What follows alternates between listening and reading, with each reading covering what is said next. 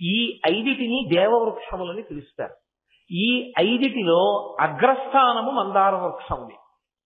ఆ మందార వృక్షమునకు పూసినటువంటి పూలు ఏవున్నాయో వాటిని మందార పుష్పములని పిలుస్తారు. ఈ మందార పుష్పము నేను మీతో మనవి చేసినట్టు, ఒకటి విశేషమైన సువాసన, రెండు అది అందరి చేత కీర్తింపబడుతుంది. అదిగో అటువంటి మందారము ఒకటి దొరికితేనే చాలా గొప్ప. ఆవిడ సిగలో ఏముంటాయి? మందారమాల కలితాలకాయై, మందారమాల అలంకరింపబడి ఉంటుంది ఆవిడ కొప్పులో. మందారమాల చేత అలంకరింపబడిన కొప్పు కలిగినది అన్నప్పుడు మీరు ఒక విషయాన్ని ఆలోచించాలి.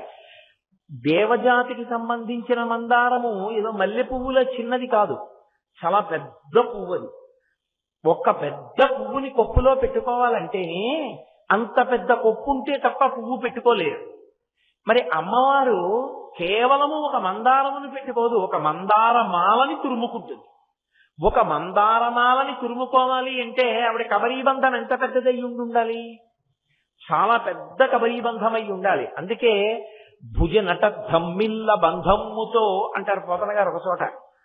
అమ్మవారు గబగబా నడిస్తేట భుజం ఇలా కదిలితే ఆవిడ కొప్పుకి తగులుతుంది. భుజం, ఈ భుజం ఇలా అన్నా కొప్పుకి తగులుతుంది, ఈ భుజం ఇలా అన్నా కొప్పుకి తగులుతుంది. అంటే ఆవిడ కొప్పు ఈ భుజముల వరకు వచ్చేటంత పెద్ద కేశపాశముతో ఉంటుంది. అంత పెద్ద కొప్పు, అంత పెద్ద జుట్టు, అంత పెద్ద జుట్టు మీద అన్ని రకాల పువ్వులు అలంకరింపబడి ఉంటాయి. అటువంటి మందారమాలతో అలంకరింపబడిన కొప్పు కలదానా? ఇప్పుడు నేను ఇలా చెప్తున్నాను అనుకోండి, మీరు నేను మందార పువ్వు చూసినా చూడకపోయినా మీకు లీలామాత్రంగా పెద్ద కొప్పు, అందులో ఏదో ఒక మందారమాల తురుముకున్నట్టు మీకు భావన గోచరమైందా? అదే శంకరాచార్యుల వారికి కావాలి. అలా భావనాగోచరమైనంత మాత్రం చేత రెండు ప్రయోజనములు సిద్ధిస్తాయి.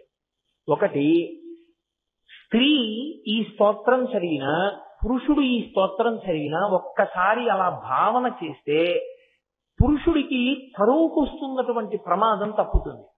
స్త్రీ ఇంట్లో చదివితే ఐదో తనం నిలబడుతుంది. ఎందుకంటే ఆయనకి ప్రమాదం తప్పి దీర్ఘ సౌమాంగల్యంతో ఉంటుంది. రెండు, ఆంతర ప్రయోజనము జ్ఞానము కలిగి మళ్లీ పుట్టవలసినటువంటి అవసరం లేకుండా ఉంటుంది.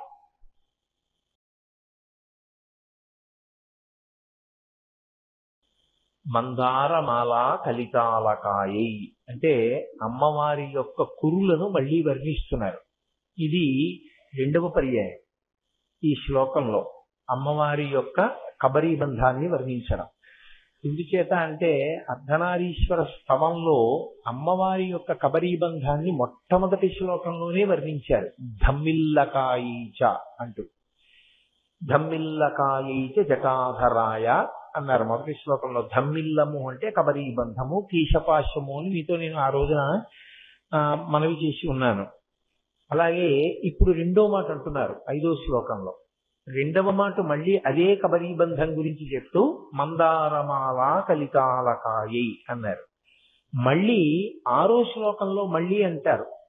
అక్కడికి వెళ్ళేటప్పటికి అంబోధర శ్యామల కుంతలాయి అంటారు. కుంతలాయి అన్నా కూడా అదే మాట. మళ్ళీ అమ్మవారి జుట్టు గురించే మాట్లాడుతున్నారు. అంటే ఒకే స్తోత్రంలో శంకరాచార్యుల వారు 3 మాటలు మాట్లాడారు అమ్మవారి యొక్క జుట్టు గురించి. అమ్మవారి కబరీబంధము, అమ్మవారి కేశపాశం గురించి ఎప్పుడు మాట్లాడారో అప్పుడు పక్కనే మళ్ళీ పరమశివుడి గురించి కూడా మాట్లాడారు. కానీ చిత్రం ఏమిటంటే ఇక్కడ మందారమాల కలితాలకాయి అని మందారమాల చేత అలంకరింపబడిన కురులు కలది అన్న శివుడి దగ్గరికి వెళ్ళేటప్పటికి మాత్రం శివుడి కేశపాశం గురించి మాట్లాడలేదు. కపాలమాలాంకిత కంధరాయై అని ఆయన కంఠంలో ఉండే మాల గురించి చెప్పారు. అంటే అమ్మవారి కబరీబంధాన్నే ఎక్కువ మార్లు చెప్పారు ఆయన. పరమశివుడి జటాజూటం చెప్పడం కన్నా అమ్మవారి జుట్టు గురించే ఎక్కువ మార్లు మాట్లాడారు. 3 మార్లు పేర్కొన్నారు. ఎందుకు శంకరులు అలా చెప్పి ఉండాలి? అసలు శంకరుల సాహిత్యంలో, శంకర వాంగ్మయమునందు ఒక ప్రత్యేకత ఉంటుంది. వారు ఏదైనా మాట్లాడారు అంటే తక్కెట్లో పెట్టి తూచినట్టే ఉంటుంది.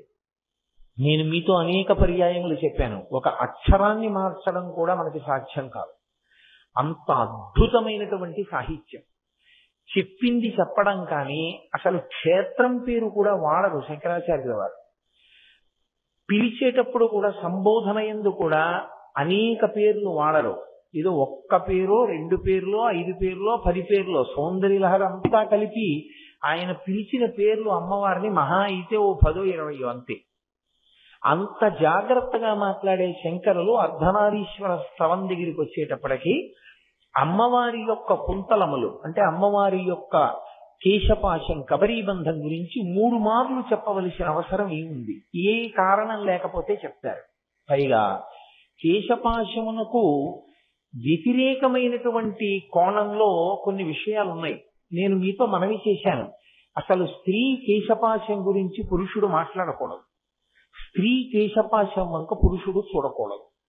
ఒకవేళ చూసిన పరదేవత యొక్క కొప్పుముడి నేను చూస్తున్నానన్న భావనతో చూడాలి తప్ప ఎట్టి పరిస్థితులలోనూ పరస్త్రీ యొక్క కేశపాశమును చూడకూడదు. ఎందుకంటే ఆ కేశపాశమునకు ఒక లక్షణం ఉంటుంది, పురుషునికి మోహజనకము, మోహకారకమవుతుంది. కాబట్టి అసలు చూడవద్దు అని నిషేధం. 2, అమంగళకరమైనటువంటి అశౌచముతో అపవిత్రతతో కూడుకున్నటువంటి వస్తువులు ప్రపంచంలో 2 ఉన్నాయి మనుష్య శరీరమునందు. 1 వెంట్రుక, 2 గోళ్ళు. ఈ 2 అత్యంత ప్రమాదకరములు. అసలు తల వెంట్రుక గురించి ఎంత నిషిద్ధం అంటే శాస్త్రంలో, ఇంటికి ఎవరైనా పెద్దలు వచ్చి భోజనం చేస్తున్నప్పుడు ఎగిరి వెంట్రుక కానీ విస్తట్లోకి వచ్చిందనుకోండి, అక్కడతో ఉత్తరాపోసనం పట్టి వెళ్ళిపోవాలి తప్ప వెంట్రుక తీసి భోజనం చేయకూడదు. యథార్థమునకు ఇంటి యజమానైనా అంతే. యజమాని భోజనం చేసేటప్పుడు విస్తట్లో వెంట్రుక కనపడితే వెంటనే ఆ భోజనాన్ని అక్కడతో విడిచిపెట్టి ఉత్తరాపోసనం పట్టి లేచిపోవాలి తప్ప ఆ భోజనం చెయ్యకూడదు. వెంట్రుక అంత హేయమైనదిగా చెప్పబడింది. 2, వెంట్రుక అత్యంత ప్రమాదమును తీసుకొస్తుంది. సభాముఖంగా నాకు చెప్పడం ఇష్టం లేదు కానీ దాని వివరం, గోళ్లతోటి వెంట్రుకలతోటి ఆభిచారిక హోమం చేస్తారు, ఉగ్రపూజ చేసి ప్రమాదం తీసుకొస్తారు. అందుకని గోళ్ళు వెంట్రుకలు ప్రమాదకరములు. అటువంటి వాటిలో అత్యంత పవిత్రములుగా భావింపబడేటటువంటి వెంట్రుక ఒక్కటే ఒక్కటి ఉంది లోకంలో. ఆ ఒక్క వెంట్రుకకే గౌరవం. ఏది దేని వెంట్రుక అంటే ఏనుగు వెంట్రుకగా శక్తి ఉంది.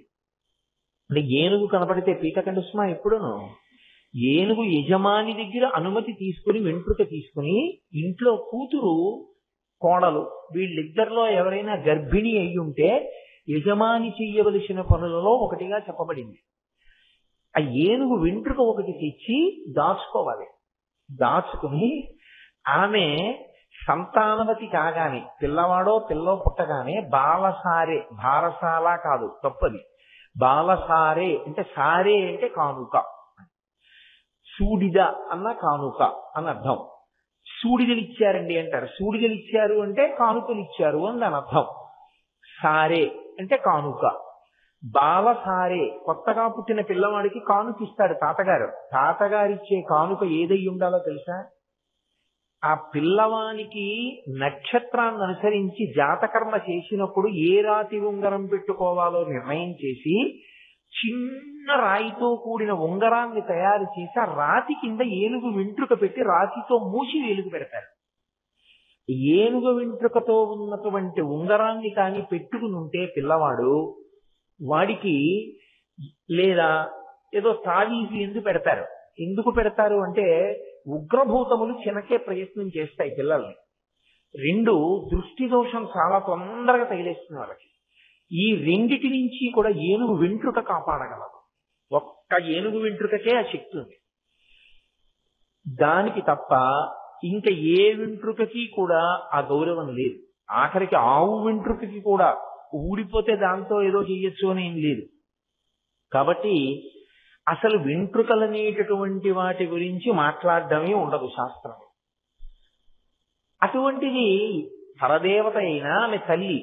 తల్లి యొక్క కబరీబంధం గురించి శంకరాచార్యుల వారు ఒక మారు చెప్పారు. ఏదో అవసరం వచ్చింది చెప్పవలసి వచ్చింది. పరమశివుడి జటాజూటం చెప్తే అమ్మవారి కబరీబంధం చెప్పారు. బాగుంది, అక్కడతో అయిపోయింది. 3 మార్లు ఎందుకు తేవాలి? అంతటి మహానుభావుడు జగద్గురువు. ఆయన అర్ధనారీశ్వర స్తోత్రంలో చెప్పిన 8 శ్లోకాల్లో 3 మార్లు అమ్మవారి కబరీబంధ ప్రస్తావన చేశారా? ఏ కారణం లేకపోతే శంకరాచార్యులు వారు చేసి ఉంటారు. ఏదో బలమైన కారణం ఒకటి ఉండాలి. ఏదో బలమైన కారణం అంటే, లోకంలో ఏ వెంట్రుకలైనా హాని చేస్తాయేమో, ఎవరి కబరీబంధమైన మోహానికి గురి చేస్తుందేమో, కానీ అమ్మవారి కబరీబంధాన్ని దర్శనం చేసినా ధ్యానం చేసినా కొన్ని కోట్ల జన్మల అజ్ఞానము విచ్చిపోతుంది, నశించిపోతుంది. నల్లని అమ్మవారి కురులను ధ్యానం చేస్తే నల్లని అజ్ఞానము నశించిపోతుంది. నల్లని కురులకు ఆ శక్తి ఎలా ఉంది ధ్యానం చేసి చూడు, నీకు తెలుస్తుంది. ఎందుచేత అంటే అమ్మవారి అంగప్రత్యంగములలో అసలు ఎట్టి పరిస్థితులలోనూ కనపడనిది ఏది అంటే కబరీబంధమే. ఎందుకంటే ఆవిడ సాకారముగా ఉంటుంది. ఎక్కడన్నా శివలింగం ఉందనుకోండి, మీరు వెనక్కి వెళ్ళొచ్చు, పక్కకి వెళ్ళొచ్చు. అమ్మవారు పక్కన మూర్తిగా ఉంటుంది. అమ్మవారు సాకారంగా ఉంటుంది కాబట్టి ఆవిడ వెనక కూర్చుని పూజ చేయకూడదు. సాకారమూర్తులకు పృష్ఠభాగ పూజ లేదు, అభిముఖంగానే. అది కూడా ఎదురుగుండా కూర్చుని పూజ చేయకూడదు, ఓ పక్కకి కూర్చుని పూజ చేయాలి ఎప్పుడు చేసినా. కాబట్టి అమ్మవారి కబరీబంధం మీకు అసలు కనపడదు, వెనక్కి వెళ్ళరు. కాబట్టి ఒక దేవాలయంలోనైనా మీరు అమ్మవారి వెనక్కి ఎందుకు ఎడతారు? కాబట్టి కనపడదు. ఒకవేళ ఏదో శివలింగానికి వెనకాల కూర్చున్నప్పుడు అక్కడ కూడా నేను ఇలా వెనక్కి తిరిగి చూశానండి అంటారేమో. కబరీబంధం వేసేసి దాని మీద కిరీటం పెట్టేస్తారు. కిరీటం పెట్టి చంపకాశోక పున్నాగ సౌగంధికల సత్కచాని కదా, పెద్ద పెద్ద పువ్వుల దండలు తురిమేసుకుంటుంది ఆవిడ. కాబట్టి అసలు ఆ కబరీబంధం కనపడదు. ఆ కబరీబంధమే ధ్యానమునకు యోగ్యం. అమ్మవారి కబరీబంధం గాని కనపడిందా ధ్యానంలో, వాడు తరించిపోయాడని లెక్క. వాడి అజ్ఞానం ఇచ్చిపోయింది, వాడు అక్కడతో మోక్షానికి అధికారి అయిపోతాడు. కాబట్టి శంకర భగవత్పాదులు జ్ఞాన మార్గములో ఉన్నటువంటి ఆచార్య పురుషులు. కాబట్టి వారు ఎప్పుడూ కూడా జాతికి జ్ఞానమును ప్రదానం చేసే ప్రయత్నంలో ఉంటారు. అందరికీ జ్ఞానం అందించాలి. కాబట్టి మనుష్య పుట్టుక యొక్క ప్రధాన ప్రయోజనము మళ్లీ పుట్టకుండా కావలసినటువంటి జ్ఞానమును పొందడమే. కాబట్టి దానికి సులభ మార్గము అమ్మవారి కబరీబంధ దర్శనమే. కాబట్టి 3 మార్లు కబరీబంధ ప్రస్తావన చేశారు. 3 సత్యము కనుక ఇది పరమ సత్యం అని చెప్పడానికి. అందుకే మనం ఎప్పుడైనా సత్యం అని చెప్పవలసి వస్తే 3 మార్లు వాడతాం ఆ మాటని. ఓం శాంతి శాంతి శాంతి, ఓం కేశవాయ స్వాహ, ఓం నారాయణాయ స్వాహ, ఓం మాధవాయ స్వాహ. 3 ముళ్ళు. 3 ఎక్కడైనా వాడితే సత్యం అని గుర్తు. 3 మార్లు స్తోత్రంలో వాడారు అంటే అమ్మవారి కబరీబంధ దర్శనం ఎవరు చేస్తున్నారో వాళ్ళకి సౌభాగ్యాదులు కలగడమే కాదు, ఇక జన్మరాహిత్యము కూడా కలుగుతుంది. అంత శక్తివంతము. కాబట్టి జ్ఞాన మార్గాచార్యులు కనుక, వారు అద్వైతాన్ని ప్రచారం చేసిన మహాపురుషులు కనుక, భక్తి కూడా స్వస్వరూపానుసంధానమే అని ప్రతిపాదించినటువంటి మహాపురుషులు కనుక కబరీబంధాన్ని 3 శ్లోకాల్లో ప్రస్తావించారు. లేకపోతే శంకరులకు 3 మార్లు దాన్ని ప్రస్తావించవలసిన అవసరం లేదు. అంటే జగద్గురువుగా శంకరాచార్యుల వారు మన కొరకు ఎంత తాపత్రయపడ్డారు అన్నది స్తోత్రంలో మనకి ఆవిష్కృతమవుతుంది. అందుకే పెద్దలు ఒక మాట చెప్తారు, మాతృదేవో భవ శాస్త్రమే, పితృదేవో భవ శాస్త్రమే, ఆచార్య దేవో భవ శాస్త్రమే. మాతృదేవో భవ, పితృదేవో భవ, తర్వాత ఆచార్య దేవో భవ. ఆచార్యుడు చేసే ఉపకారం ఏమిటి? గురువు ఏం చేస్తారు ఉపకారం? ఆచార్యుడు అంటే వైష్ణవులని కాదు నా ఉద్దేశం.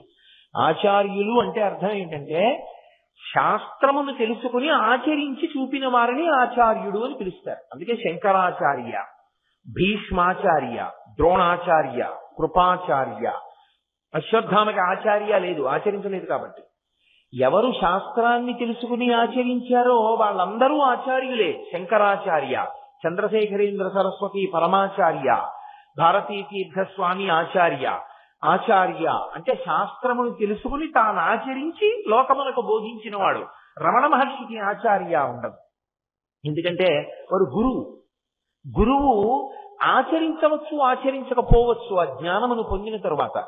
ఆయన ఆచరించి చూపించిన వారు కాదు రమణులు. అంత మాత్రం చేత తక్కువ వారు అనకూడదు. వారు కూడా బ్రహ్మము నువ్వు తెలుసుకుని బ్రహ్మముగా నిలబడిన వారే. కానీ ఆచారయతి, ఆచరించి చూపించిన వాడు శాస్త్రమునకు కట్టుబడతాడు.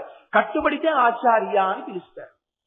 ఇది శంకరాచార్య, వారు ఆచారమునకు కట్టుబడ్డారు. శంకరాచార్యుల వారు లోకమునకు మార్గదర్శనం చేయించడానికి. ఆచార్యుడు చేయు ఉపకారం ఏమి? తల్లి తండ్రి ఏ శరీరం ఇచ్చారో అటువంటి శరీరాన్ని మళ్లీ పొందవలసిన అవసరం లేకుండా జ్ఞానం ఇచ్చాడు. అందుకే తల్లి తండ్రి చేసిన ఉపకారం కన్నా గొప్ప ఉపకారం ఎవరు చేస్తారంటే ఆచార్యుడు చేస్తారు. అంత ఉపకారం చెయ్యవలసిన స్థానంలో కూర్చుని ఉన్నవాడను నేనన్న విషయాన్ని గుర్తెరిగిన మహాపురుషులు కనుక, జగద్గురువులు కనుక, వారు వారి స్తోత్రంలో జ్ఞానమునకు కారకమైన అమ్మవారి కబరీబంధ దర్శనాన్ని 3 మార్లు ప్రస్తావించారు. అందుకని ఆ శ్లోకంలో ప్రారంభం చేస్తూనే మందారమాల కలితాలకాయి అంటారు. శంకరులు ఒక్క మాట ప్రయోగించారంటే ఎంతో నిగూఢార్థం ఉంటుంది అందులో. ఆయన అంటున్నారు, అమ్మా నీ కబరీబంధమునందు మందారమాల అలంకరింపబడి ఉంటుంది. మందారమాల అంటే మనం మందార పూలు అని పిలుస్తామే, ఎర్రగా ఉంటాయి. ఆ మందార పూలు కావు. ఆ మందారమునకు యథార్థమునకు సువాసన ఉండదు, దానికి ఏమి వాసన ఉండదు. ఆ మందార పువ్వుకి మందారము అని దేనికి పేరంటే, స్వర్గలోకమునందు 5 దేవవృక్షములు ఉంటాయి. ఈ 5 దేవవృక్షములకు ఉండేటటువంటి పువ్వులకు ఒక ప్రత్యేకమైన లక్షణం ఉంటుంది. అందులో మొట్టమొదటి దాని పేరు ఏది అంటే మందారము.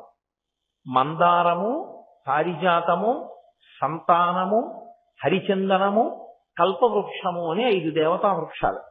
ఈ 5 దేవతా వృక్షాలకి ఆ పేర్లు రావడానికి కారణాన్ని కూడా అమరకోశం వ్యాఖ్యానం చేసింది. అందులో మందారము అని దేనికి పేరంటే విశేషమైన సువాసన. అటువంటి సువాసన మీకు ఇంకెక్కడా లభ్యం కాదు. అటువంటి సువాసన ఒక్క మందార పుష్పానికే ఉంటుంది. దేవవృక్షములలో ఒకటైన మందార పుష్పమునకే ఉంటుంది. 2 లోకమంతటి చేత కీర్తింపబడి, శ్లాఘింపబడి, స్తుతి చేయబడి, పొగడబడేటటువంటి పువ్వు అదొక్కటే.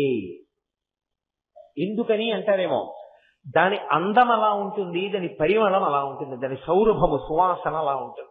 అందుకే ఆ మందార పువ్వు ధరిద్దామని కోరుకోనటువంటి స్త్రీ ఉండదు లోకంలో. ఆ పువ్వుని అంత స్థితి చేస్తారు, అది వాడదు. ఆ పువ్వు తలలో ఉండగా సౌభాగ్యమునకు కొదవరాదు, అంత గొప్ప పువ్వు. పారిజాతము సముద్రమునందు పుట్టినటువంటి చెట్టు, అందుకని దానికి పారిజాతము అని పేరు. 3వది సంతానము. సంతానము అంటే మీరు కోరుకున్నటువంటి కోరికలను తీర్చగలిగినది కాబట్టి దానికి సంతానము అని పేరు. 4వది కల్పవృక్షము. కల్పవృక్షము సంకల్పములను, ఏదో మనసు ఒక సంకల్పం చేసింది అనుకోండి, కోరికగా కాదు, అనుకుంది ఒక సంకల్పంగా, అంటే వెంటనే తీర్చేస్తుంది.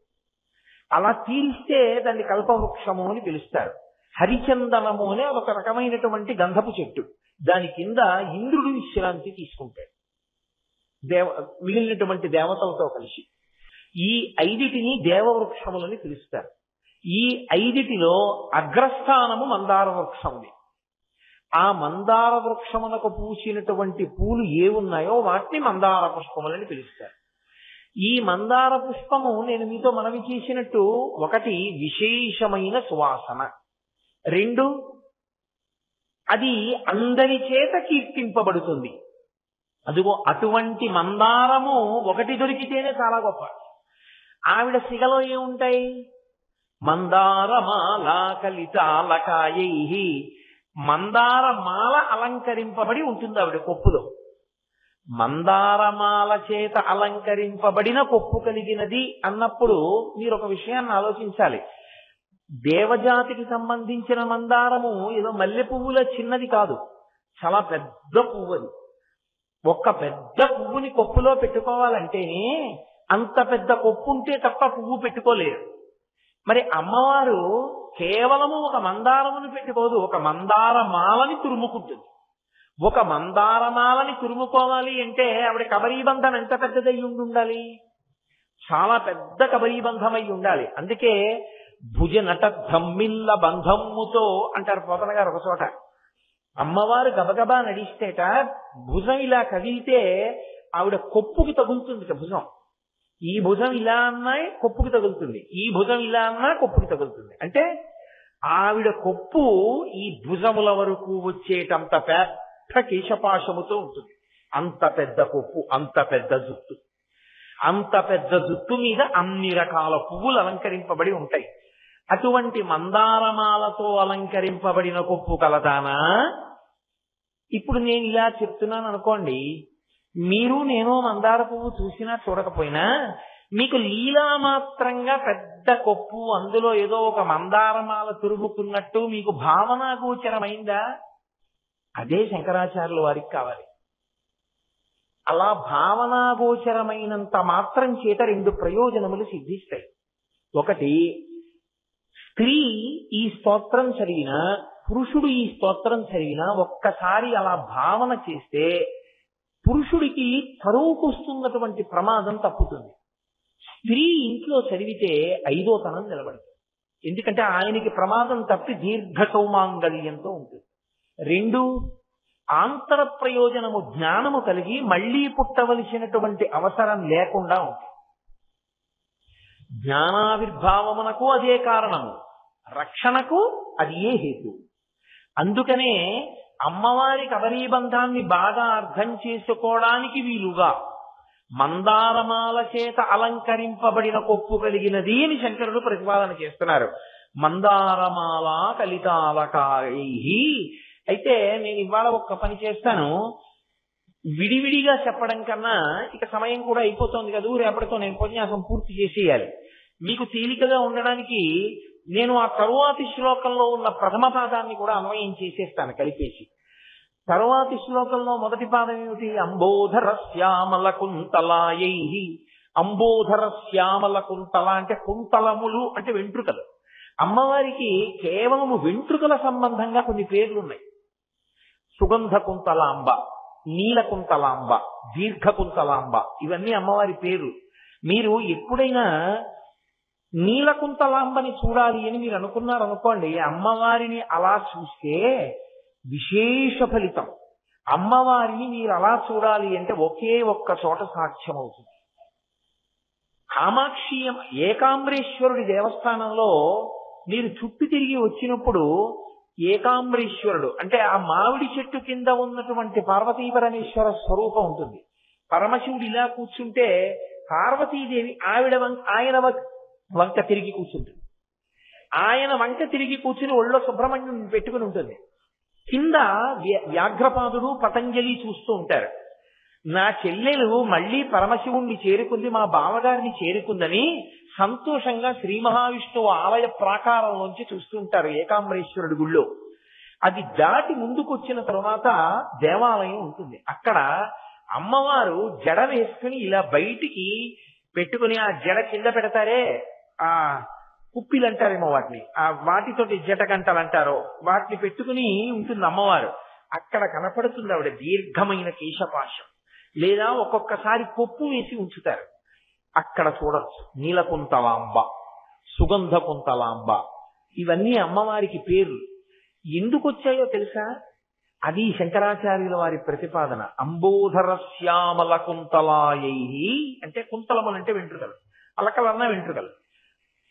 అంబోధర శ్యామల, నల్ల కలువల ఖండం ఎలా ఉంటుందో అమ్మవారి జుట్టు అలా ఉంటుంది.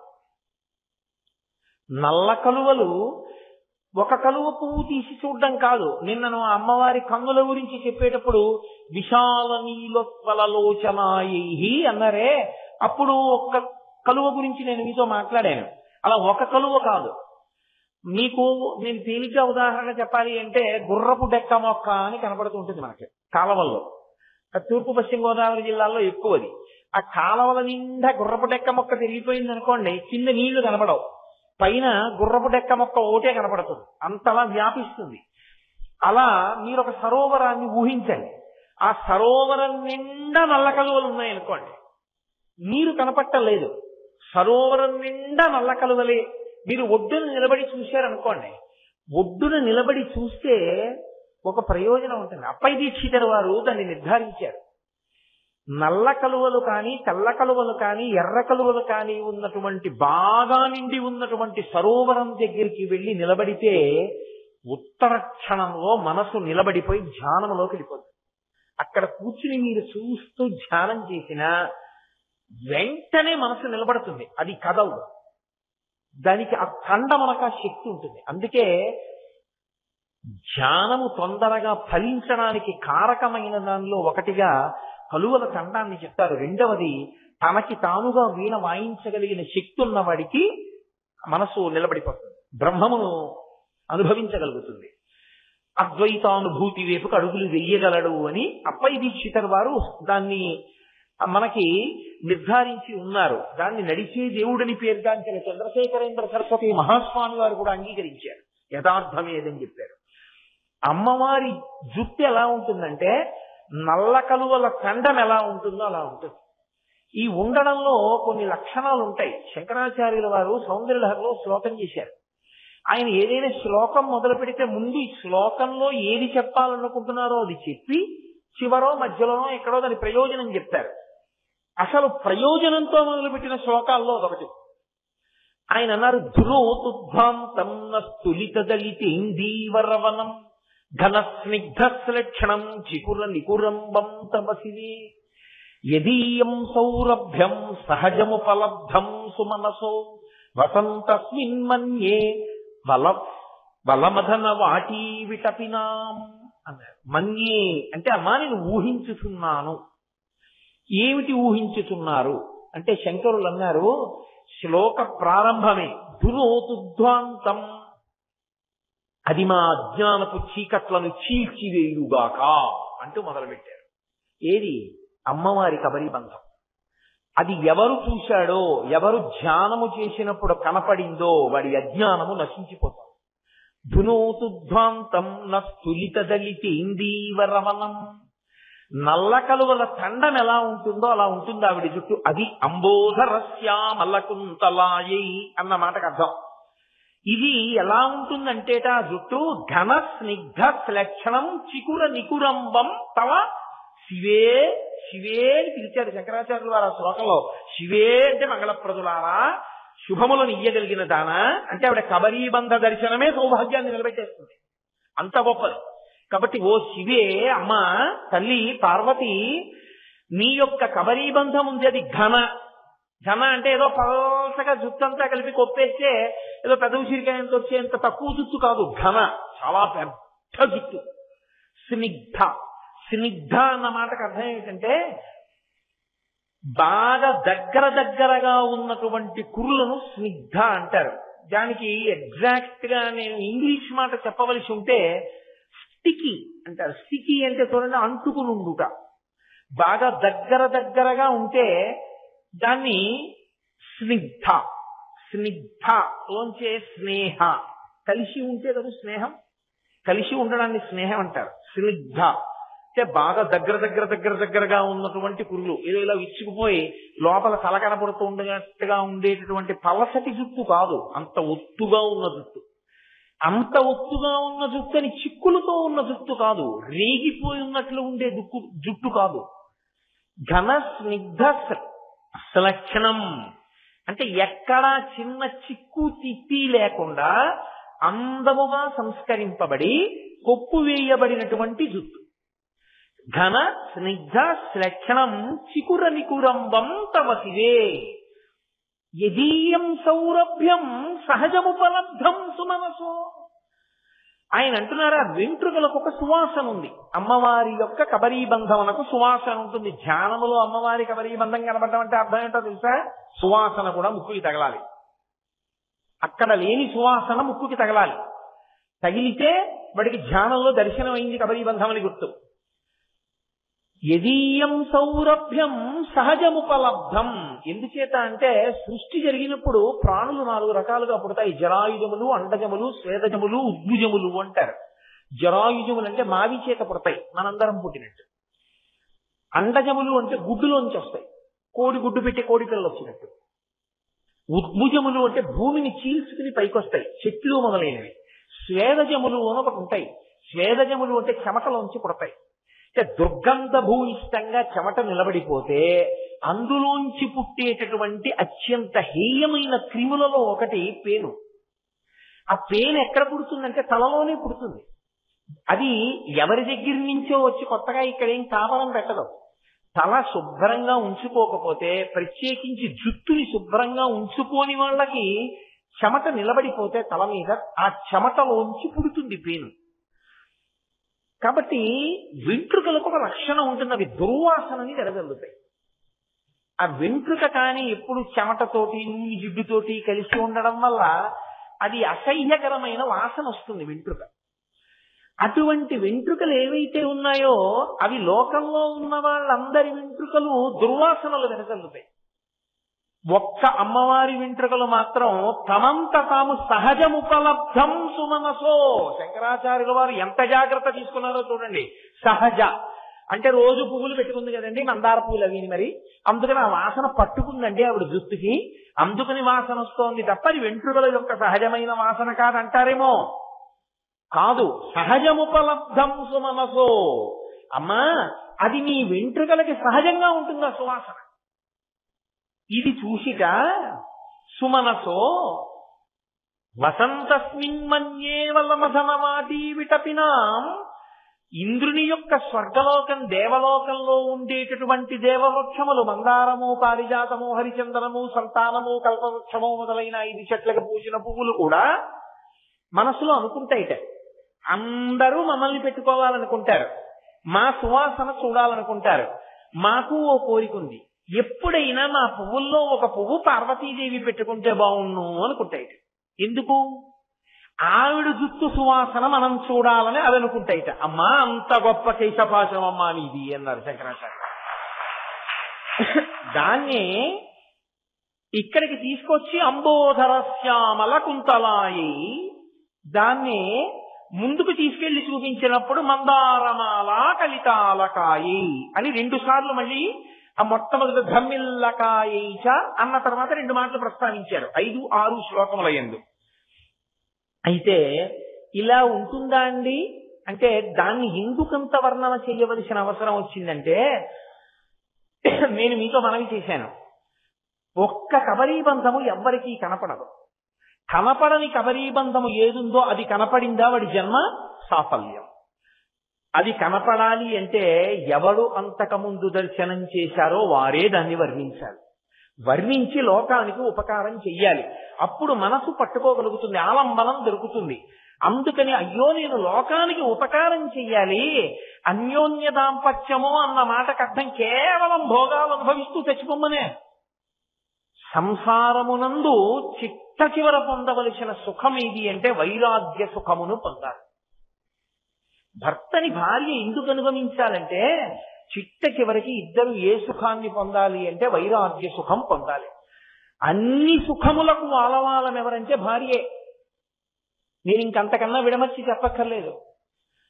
ఓ అమ్మ తర్వాత అమ్మలా అన్నం పెట్టినా, సంతానం కలిగినా, ఏదైనా సంతోషం అనుభవించినా, మాట్లాడినా, శాంతి పొందినా భార్య దగ్గరే. శాంతి స్థానము, భోగస్థానము, సుఖస్థానము భార్యకి భర్త, భర్తకి భార్య. అలా సుఖాలు భోగాలు అని అనుభవిస్తూ కూర్చుంటే ఇంకెందుకు అదిక్కుమాలి దాంపత్యం? కాదు, ఎక్కడో అక్కడ ఒక ప్రశ్న వేసుకోవాలి. ఈ సుఖములు సుఖములా? ఈ సుఖములు సుఖములైతే ఇవి దుఃఖముగా ఎందుకు కనిపిస్తున్నాయి? బొబ్బట్టు తినడం సుఖమైతే 5 బొబ్బట్లు తిన్నాక అబ్బా వద్దని ఎందుకు అనిపిస్తోంది? కాబట్టి ఇది కాదు సుఖము. ఆనందమని ఇంకొకటి ఉంది, పరమేశ్వరుడు. దాన్ని పొందాలి మనం అనేటటువంటి భావన ఒకటి కలగాలి.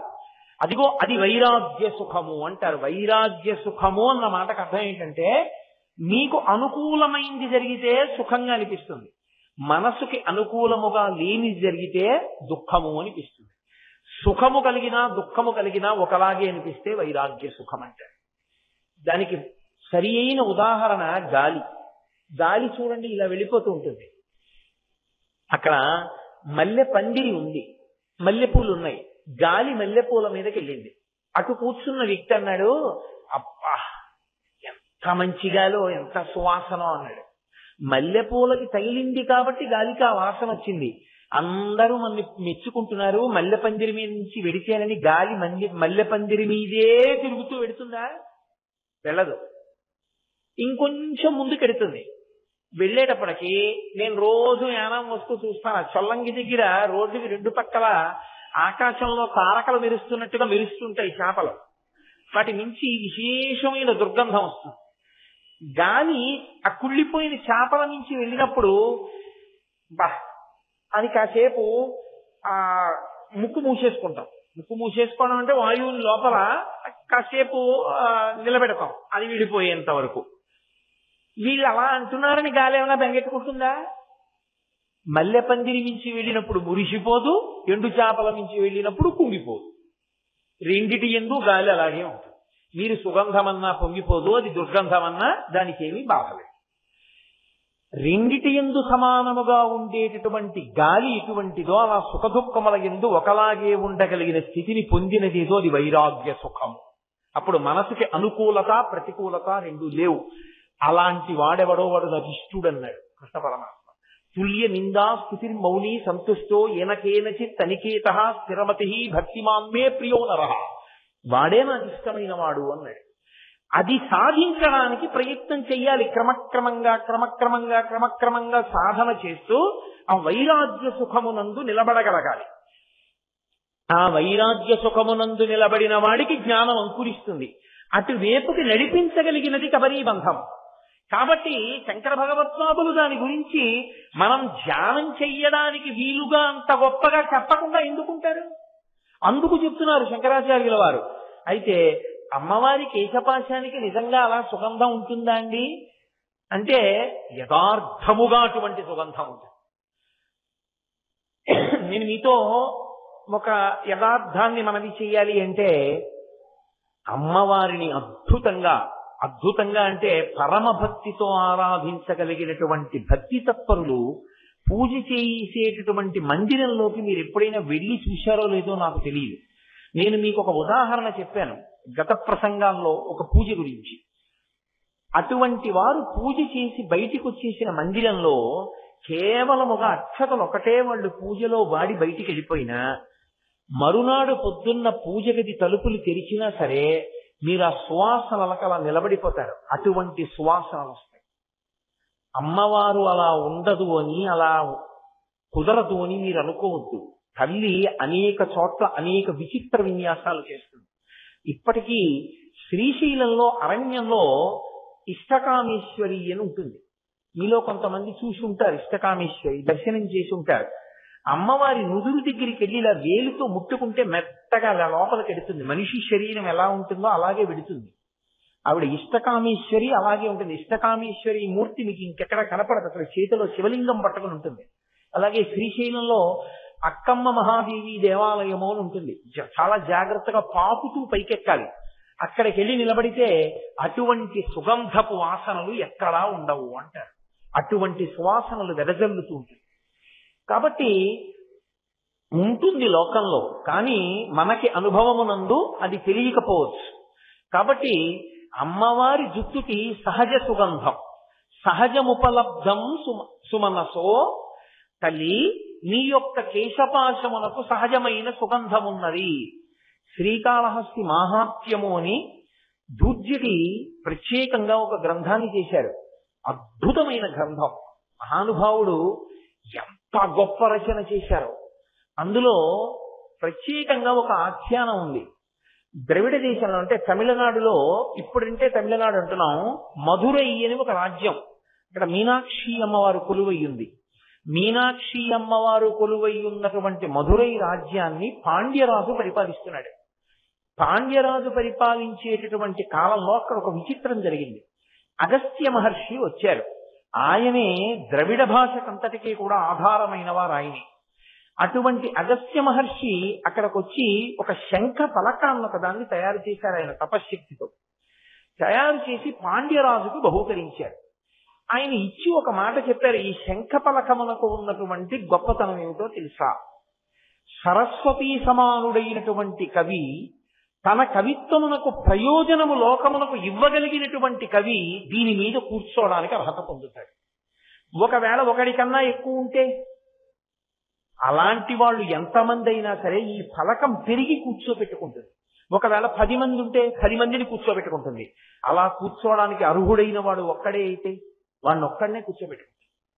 అందుకే పుస్తక రచన చేసేటప్పుడు పూర్వం అంత జాగ్రత్తగా చూసేవారు. ఒక పుస్తకం ఏదో పుస్తకం రాసేశాను కదా అని చెప్పి ఇష్టం వచ్చినట్టుగా రాసేసి ముద్రణ వేసి లోకానికి వదిలిపెట్టారనుకోండి, అది అజ్ఞానములకు కారణమవుతుంది, సహేతుకంగా చెప్పకపోతే. అందుకే పూర్వం గ్రంథాన్ని రచన చేస్తే రాజులు దాన్ని ఊరేగింపుగా తీసుకొచ్చి మధురైలో మీనాక్షి అమ్మవారి గుళ్ళో సరస్వతి కోనేరని ఉంది, ఆ కోనేటి దగ్గరికి తీసుకెళ్లి ఆ కోనేటిలో పడేసేవారు. ఆ పుస్తకం వల్ల లోకానికి ప్రయోజనం ఉంటే పైకి తేలేది, అప్పుడు దాన్ని ప్రతులు రాసేవారు. ఆ పుస్తకం మునిగిపోతే దాని వల్ల లోకానికి ప్రయోజనం లేదు, అది అప్రమాణికం, దానివల్ల ఉపయోగం లేదంటే మునిగిపోయేది, వదిలిపెట్టి వెళ్ళిపోయేవారు. అంత జాగ్రత్తగా ఉండేది. అందుకే వివేకానందుడు ఒక మాట అంటాడు, ignorance started with printing, poverty started with rupee. దరిద్రం ఎప్పుడు మొదలైందంటే రూపాయలు వచ్చిన తర్వాత. అన్నం బియ్యం, వీడి దగ్గర బియ్యం వాడి దగ్గర చింతపండు ఇచ్చి పుచ్చుకున్నప్పుడు దరిద్రం లేదు. ఎన్ని బియ్యం దాచేసుకుంటావు, ఎంత చింతపండు దాచేసుకుంటావు, ఒకరికొకరు ఇచ్చి పుచ్చుకోవడం వచ్చింది.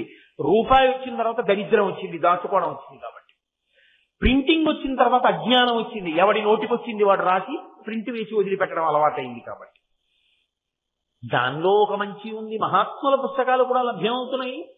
కాబట్టి అమ్మవారి కోనేటిలో వేసేవారు పుస్తకాల్ని. అలా అగస్త్య మహర్షి ద్రవిడ దేశంలో పాండ్యరాజుకు బహూకరించాడు శంఖపలకాన్ని. సరస్వతీ స్వరూపులైనటువంటి కవులుంటే దాని మీద కూర్చోవచ్చు, అది కూర్చోబెట్టుకుంటుంది.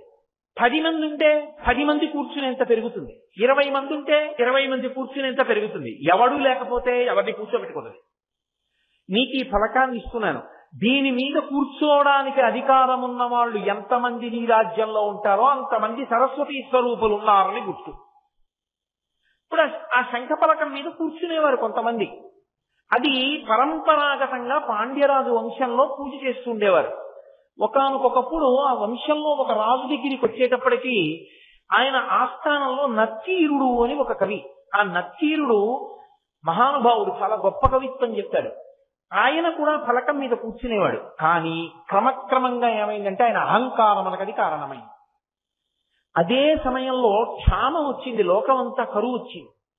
కారణం ఏమి అంటే మీనరాశిలోకి శనీశ్వరుడు ప్రవేశించాడు. అలా ప్రవేశించకూడదు, అలా ప్రవేశించిన కారణం చేత కరువు వచ్చింది. కరువు వస్తే ఒక ఊళ్ళో శివాలయంలో ఒక అర్చకుడు ఉన్నాడు. అందరూ ఊళ్ళు విడిచిపెట్టి వెళ్ళిపోతున్నారు. పాపం ఏదో తనకున్నదే కొద్దిగా శివుడికి నైవేద్యం పెట్టి పూజ చేసేవాడు. ఆయన అన్నాడు, రోజున శివుడి దగ్గరికి వెళ్ళి, ఆయన ఎప్పుడు శివలింగం అంటే అదో బొమ్మ అనుకోలేదు, పరమేశ్వరుడే అనుకున్నాడు. అనుకుని వెళ్ళి ఆయనతో చెప్పుకున్నాడు, శివా, ఇన్నాళ్ళు నిన్ను కష్టపడి పూజ చేశాను, కానీ కరువు వచ్చింది, ఎవరు లేరు, ఊళ్ళో వెళ్ళిపోయారు. ఇప్పుడు నీకు నైవేద్యం పెట్టడానికి కూడా ఏమీ లేదు, అభిషేకం చేయడానికి నీళ్లు కూడా లేవు, కాబట్టి నేను వెళ్ళిపోతున్నాను అన్నాడు. ఆ రాజుగారికో నియమం ఉండేది, ఎవరైనా మంచి కవిత్వం చెప్పిన వాడు ఉంటే వాడికి 1000 మాటలు బహూకరిస్తుండేవాడు.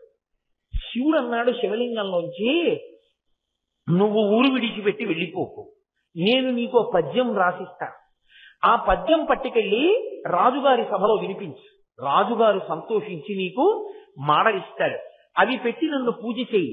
శనైశ్వరుడు మీనరాశిలోంచి తొలగిపోతాడు కొంతకాలానికి, మళ్ళీ వర్షాలు పడతాయి, మళ్ళీ కరువు కాటకాలు పోయి సంతోషంగా పంటలు పండినప్పుడు ప్రజలు వచ్చేస్తారు.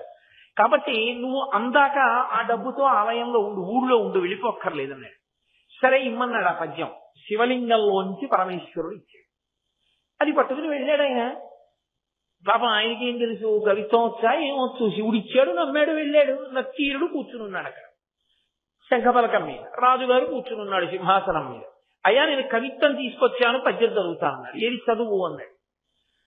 ఆయన అన్నాడు, సింధుర రాజగమన ధమ్మిల్ల బంధంబు సహజ సుగంధంబు అన్నాడు. అది పరమశివుడు రాశాడు, ఈయన రాయలేదు. సింధుర రాజగమనాథమ్మిల్ల బంధంబు. సింధుర రాజు అంటే ఏనుగులకి రాజు. నేను మీతో మనవి చేశా కదా, అందమైన నడకకి ఏనుగుని పోలుస్తారు అని. ఆ ఏనుగుల అందంగా నడిచేటటువంటి పర్వతరాజపుత్రి అయిన పార్వతీదేవి యొక్క తల వెంట్రుకలకు సహజమైన సువాసన ఉన్నది అని పద్యం. అది సింధుర రాజగమనాథమ్మిల్ల బంధంబు సహజ సుగంధంబు అని రాశాడు. రాస్తే రాజుగారు చూసి సంతోషించారు. నత్తీరుడు లేచి అన్నాడు, మళ్ళీ చెప్ప పద్యం అన్నాడు. పాపం ఆయనకి ఏం తెలుసు, గుళ్ళో వచ్చేప్పుడు మళ్ళీ చదివాడు పద్యం.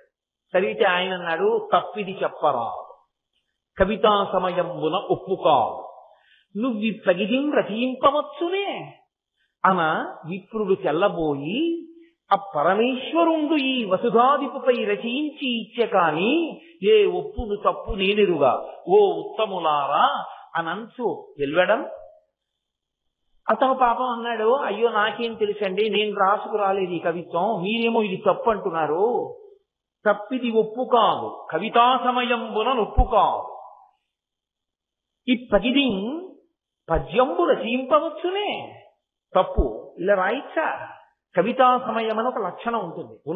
ఏది యథార్థమో అదే రాయాలి, లోకానికి ఏది అందుబాటులో ఉంటుందో అది రాయాలి.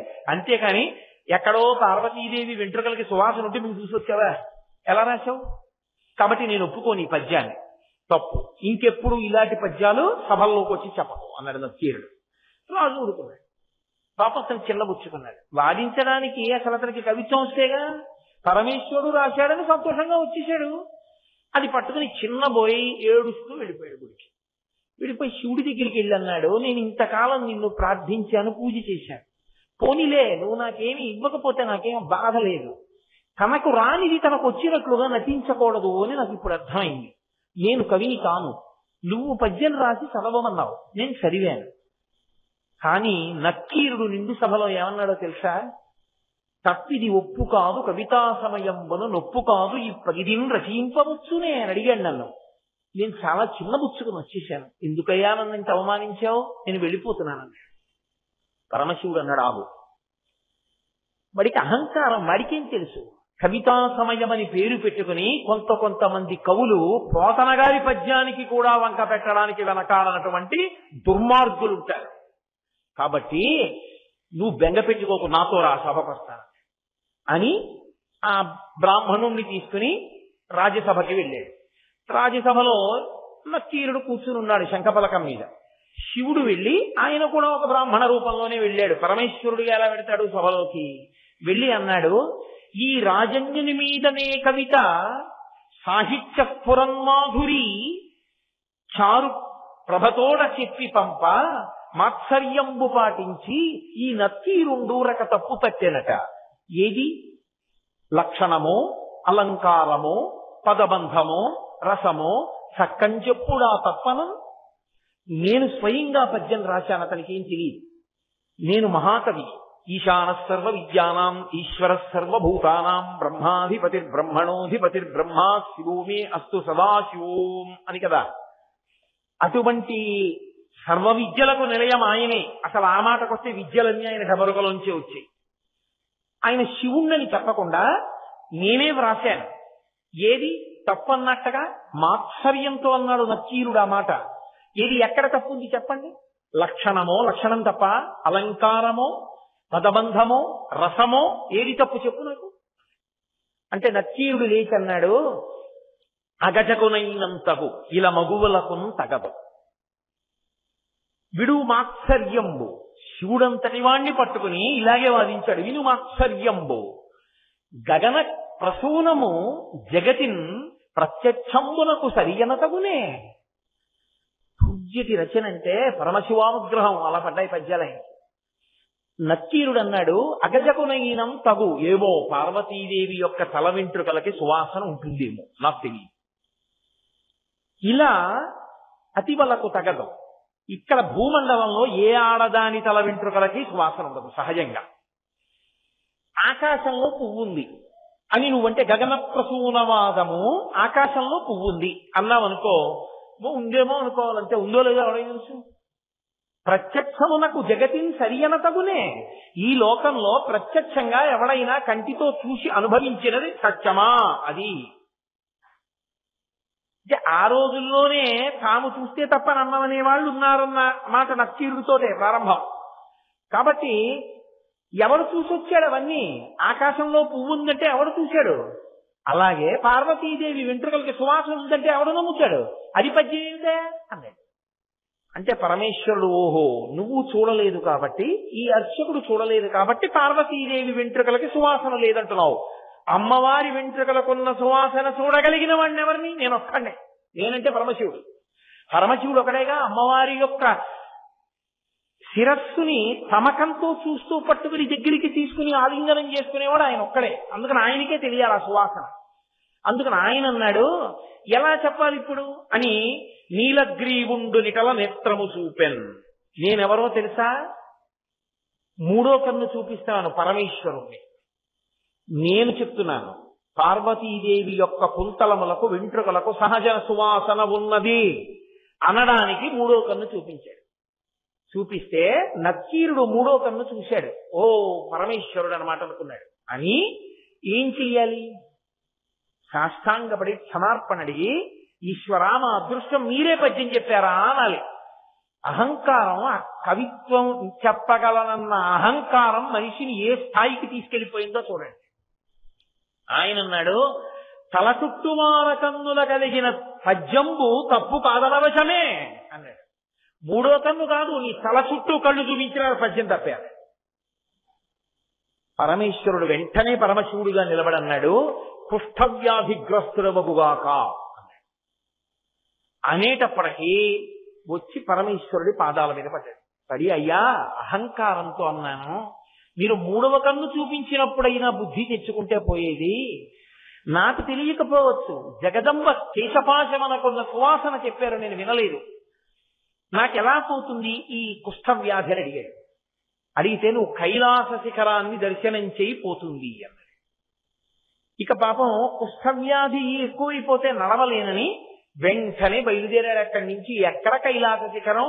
కైలాస పర్వత శిఖరాన్ని చూసిన మహాపురుషులలో ఒకరు చంద్రశేఖరేంద్ర సరస్వతి మహాస్వామి వారు. కాబట్టి మహానుభావుడు బయలుదేరాడు. బయలుదేరి వెడుతున్నాడు. అబ్బో దుర్జటి ఎంత వర్ణించాడో, కాంచీపురాన్ని వర్ణించాడు, అరుణాచలాన్ని వర్ణించాడు, ఎన్ని క్షేత్రాలు వర్ణించాడో ఆ క్షేత్రాల్లో ఉండే శివస్వరూపాల్ని వర్ణించాడు, అక్కడ ఉండేటటువంటి వైభవాలు వర్ణించాడు. దాటుకుంటూ వెళ్ళాడు. వెళ్ళి వెళ్ళి వెళ్ళి వెళ్ళి ఉత్తర భారతదేశాన్ని దాటి ఒక దండకారణ్యంలో ప్రవేశించి కాశీ వెళ్ళి గంగా స్నానం చేసి ఇంకా ముందుకు వెళ్ళి ఒక అరణ్యంలోకి వెళ్ళిపోయాడు.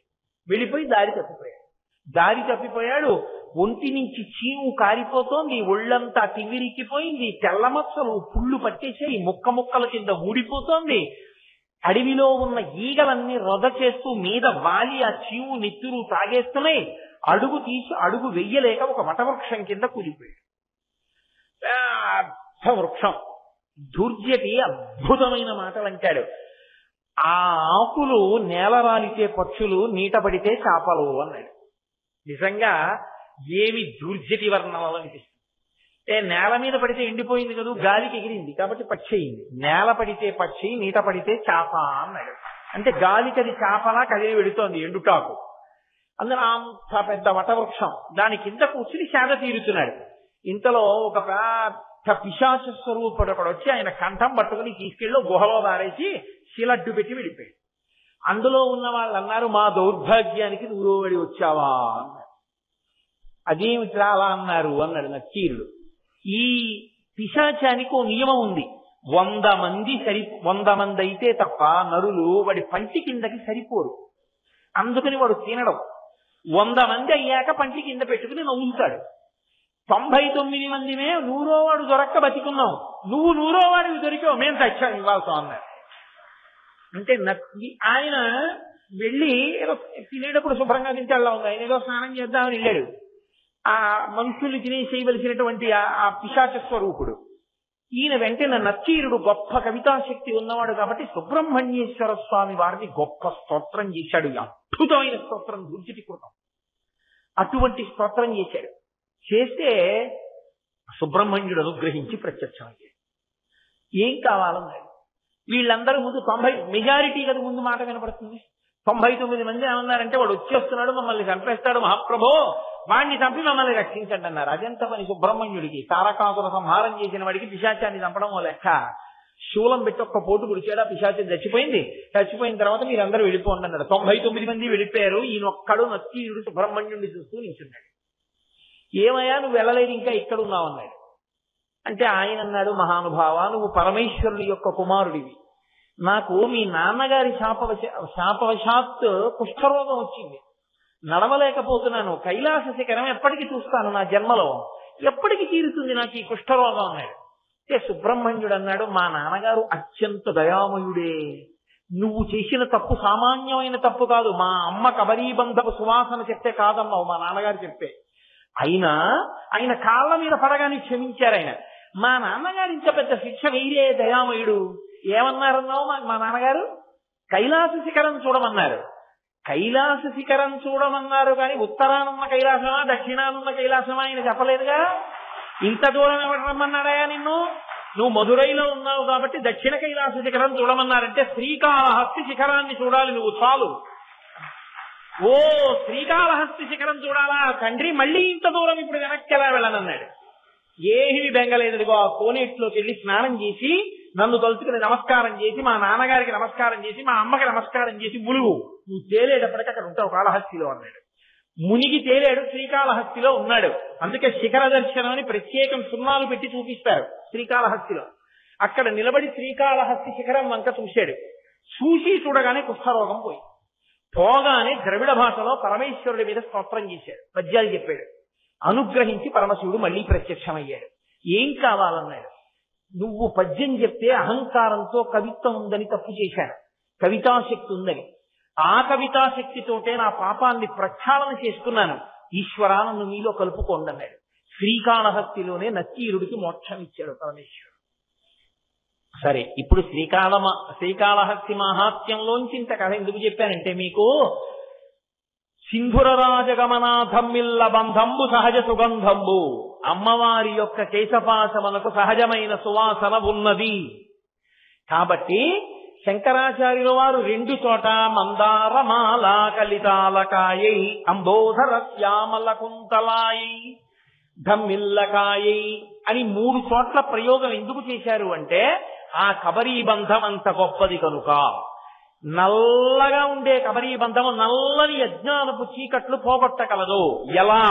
దానికి జవాబు లేదు, నువ్వు ధ్యానం చేయి నీకు తెలుస్తుంది, అంత గొప్పది. అందుకే అటువంటి కబరీబంధం ఉన్నది కాబట్టే పోతన గారు భాగవతం చేస్తూ రుక్మిణీ కళ్యాణంలో మాట అంటారు, బంధువులందరూ కృష్ణునకు బాలికనిత్తుమటంచు తేముషీ సింధువులై విచారముల్ చేయగా వారల నడ్డు పెట్టి దుస్సంధుడు రుక్మి కృష్ణుడెనచాల విరోధము చేసి మత్త పుష్పంధియ వేలునిచ్చి శిశుపాలన కంచు తలంచే అంధుడై అంటారు.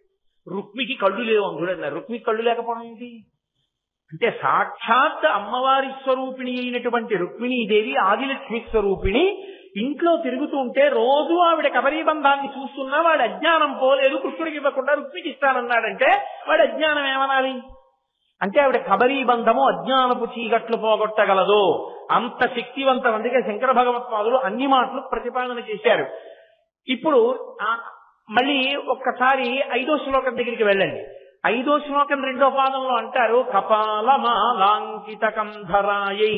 ఇప్పుడు పరమశివుడి జటాజూటం చెప్పలేదు, అక్కడ మందారమాల కలితాలకాయై మందారమాల గురించి చెప్పి అమ్మవారి కొప్పు చెప్పినట్టే ఇక్కడికి వచ్చేటప్పటికి కపాలమాలంకితకం ధరాయై, కపాలమాలని పరమశివుడు ధరిస్తాడు.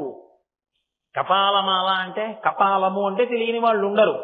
పరమశివుడు కపాలమును చేత పట్టుకుంటాడు, కపాలమాల ధరిస్తాడు. కపాలమును చేత పట్టుకోవడానికి ఒక కారణం ఉంది. ఆయన ఒకప్పుడు బ్రహ్మగారి 5వ శిరస్సు తుంచేశాడు, అహంకారం వచ్చింది ఆయనకి. 5వ శిరస్సు తుంచినప్పుడు అది బ్రహ్మహత్యాపాతకం, అందుకని తలొచ్చేయం చేతికి అంటుకుంది. ఆయన సర్వశక్తివంతుడు, ఆయనకి బ్రహ్మహత్యాపాతకం ఏమిటి? అగ్నికి చెదలు పడతాయా? తీసవదలవారై. కానీ నేను తీసేస్తే రేపు పొద్దున్న లోకంలో బ్రహ్మహత్యాపాతకం అంత తేలికైందిలే అనుకుంటారేమో లోకులు, కాబట్టి నేను కూడా అనుభవించాలని ఒక చోట నిలబడకుండా బ్రహ్మాండములన్నీ తిరిగాడు. అదే కాలభైరవ స్వరూపం కాశీలో. తిరిగి తిరిగి తిరిగి తిరిగి కాశీ పట్టణానికి వెడితే చేతనున్న పుర్రె ఊడి కింద పడిపోయింది. అప్పుడు భైరవ స్వరూపుడై నిలబడ్డాడు పరమశివుడు. అప్పుడే ఖట్వాంగి బ్రహ్మహత్య చేశాడు కాబట్టి చేత్తో మంచం కోడు పట్టుకోవాలి, కోడు పట్టుకుని తిరిగితే తప్ప బ్రహ్మహత్య పోదు, బ్రహ్మహత్యాపాతకం పోదు. అందుకని లోకంలో అందరూ దోషం చేసిన వాళ్ళు ఎలా తిరుగుతారో అలా చేతిలో మంచపు కోడు పట్టుకుని తిరిగి లోకానికి నీతిని ప్రబోధం చేసిన స్వరూపం పరమేశ్వరుడిది. 2వ స్వరూపం ఒకటి ఉంటుంది, కపాలీశ్వరుడు అంటారు. చేతిలో పుర్రె పట్టుకుని భిక్షకొస్తాడు. చెన్నైలో ఉంటుంది కపాలీశ్వర స్వామి వారి దేవాలయం అని. పుర్రె పట్టుకుని భిక్షాటన చేస్తాడు. పుర్రె పట్టుకుని భిక్షాటన ఎందుకు చేస్తాడంటే ఆయనకి ఇంకొకటి లేక కాదు, బంగారం పిల్లమో వెండి పిల్లమో ఇచ్చే వాళ్ళు లేక దరిద్రం అనుభవించి కాదు. అసలు శివవీర్యము బంగారము. రామాయణంలో మీరు బాలకాండ చూస్తే స్కందోత్పత్తిలో మీకు అర్థమవుతుంది, శివవీర్యమే బంగారంగా మారింది. అటువంటిప్పుడు ఆయన కర్మ ఆయనకేం లేక కాదు. ఉరే ఈ పుర్రెలోకి అక్కర్లేనివన్నీ పెట్టుకుని పునరపి జననం పునరపి మరణం తిరుగుతూనే ఉన్నావు జీవుడిగా.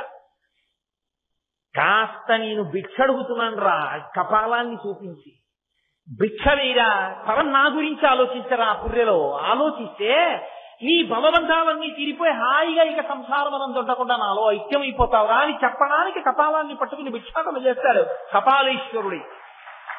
మూడవ స్వరూపం ఒకటి ఉంటుంది, అందులో కపాలమును చేత పట్టడు, కపాలముల మాల ఒకటి మెళ్ళో తీసుకుంటాడు. నేను మీతో మనవి చేశాను, అది ఎందుకు వేసుకుంటాడో శంకరాచార్యులు వారే చెప్పారు. బ్రహ్మమస్తకావళి నిబద్ధతే నమశివాయ అని. ఆవళి అంటే వరుస, దీపావళి అంటే దీపముల వరుస, బ్రహ్మమస్తకావళి అంటే బ్రహ్మ యొక్క పుర్రెల వరుస. అందులో ఉన్న పుర్రెలన్నీ బ్రహ్మగారి పుర్రెలు. ఒకేసారి తీసినా 4 వస్తాయి. అలా శివుడు తీసినట్టు గాథ లేదు.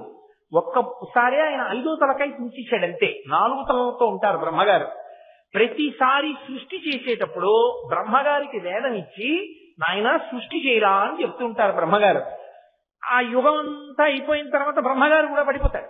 బ్రహ్మగారు పడిపోతే అయ్యో పాపం సృష్టి చేయమన్నాను, ఇంత సృష్టి చేశాడు, ఇంతకాలం నడిపించాడు, ఈ బ్రహ్మగారు కూడా ఇలా పడిపోవడమే రుద్రభూమిలో అన్యాయంగాను అని ఆయన మీద గౌరవంతో పరమశివుడు తలపొకటి తీసి ఈ 4 తలకాయల పుర్రెలని దండగుచ్చి మెళ్ళో వేసుకున్నాడు. ఇది తరువాతి కాలంలో ఏమైపోయిందంటే కొన్ని వేల పుర్రెలు ఆయన మెడలో ఉన్నాయి. ఇప్పుడు ఆయన మెడలో అన్ని పుర్రెలు ఉన్నాయి అంటే ఎంతమంది బ్రహ్మలు వెళ్ళిపోయారు, ఎన్ని యుగాలు వెళ్ళిపోయాయి? అంతమంది బ్రహ్మలు అన్ని యుగాలు వెళ్ళిపోయినా ఆయన మాత్రం అలాగే ఉన్నాడు. శాశ్వతుడు, చిదానంద స్వరూపుడు.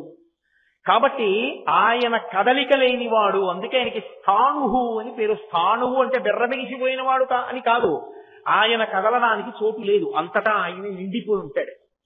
ఆయన ఒక్కడే ఉంటాడు తప్ప ఇంకొకడు ఉంటాడు ప్రళయం తర్వాత. అందుకే ఆయన బ్రహ్మ కపాలాన్ని మెడలో వేసుకుంటాడు.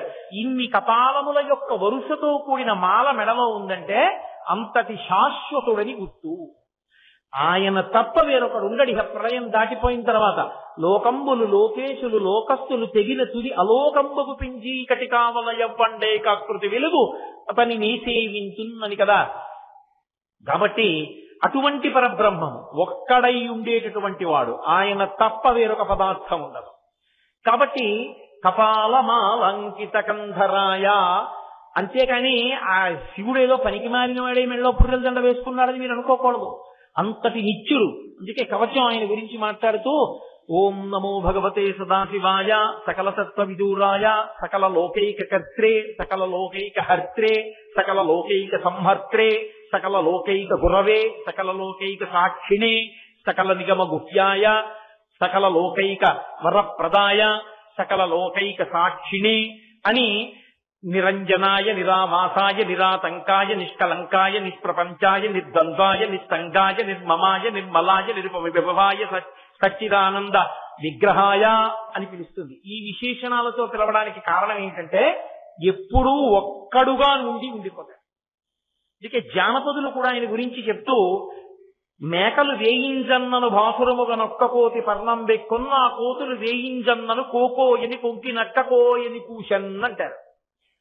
మేకలు చాలా వెళ్ళిపోతాయి, వెళ్ళిపోయిన తర్వాత కోతి వస్తుంది, ఆ కోతులు కూడా వెళ్ళిపోయిన తర్వాత ఒక్క నక్క మిగిలిపోతుంది అంటారు. సరే, ఇప్పుడు నేను ఆ జానపద సంబంధమైనటువంటి పద్యానికి అర్థం ఎలా వస్తుంది అని చెప్తే చాలాసేపు పడుతుంది. అందుకని ఆ పద్యం వరకు మాత్రమే మనవి చేశాను. కాబట్టి కవచమంతటిది కూడా పరమశివుడిని అలా ప్రస్తుతించింది.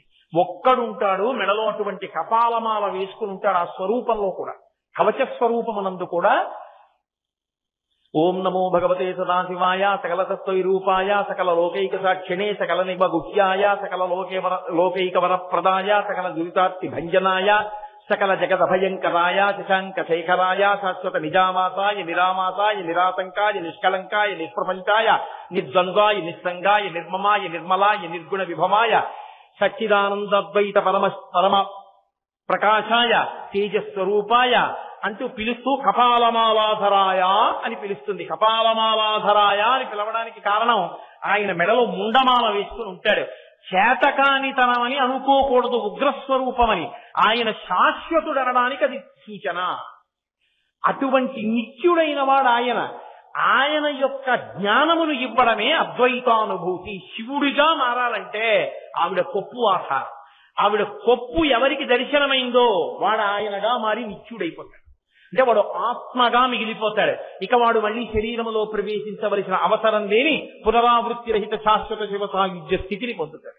అందుకని రెండిటినీ శంకరులు కలిపారు. కలిపి మందారమాల కలితాలకాయై కపాలమాలంకిత కంధరాయ దివ్యాంబరాయై చ దిగంబరాయ.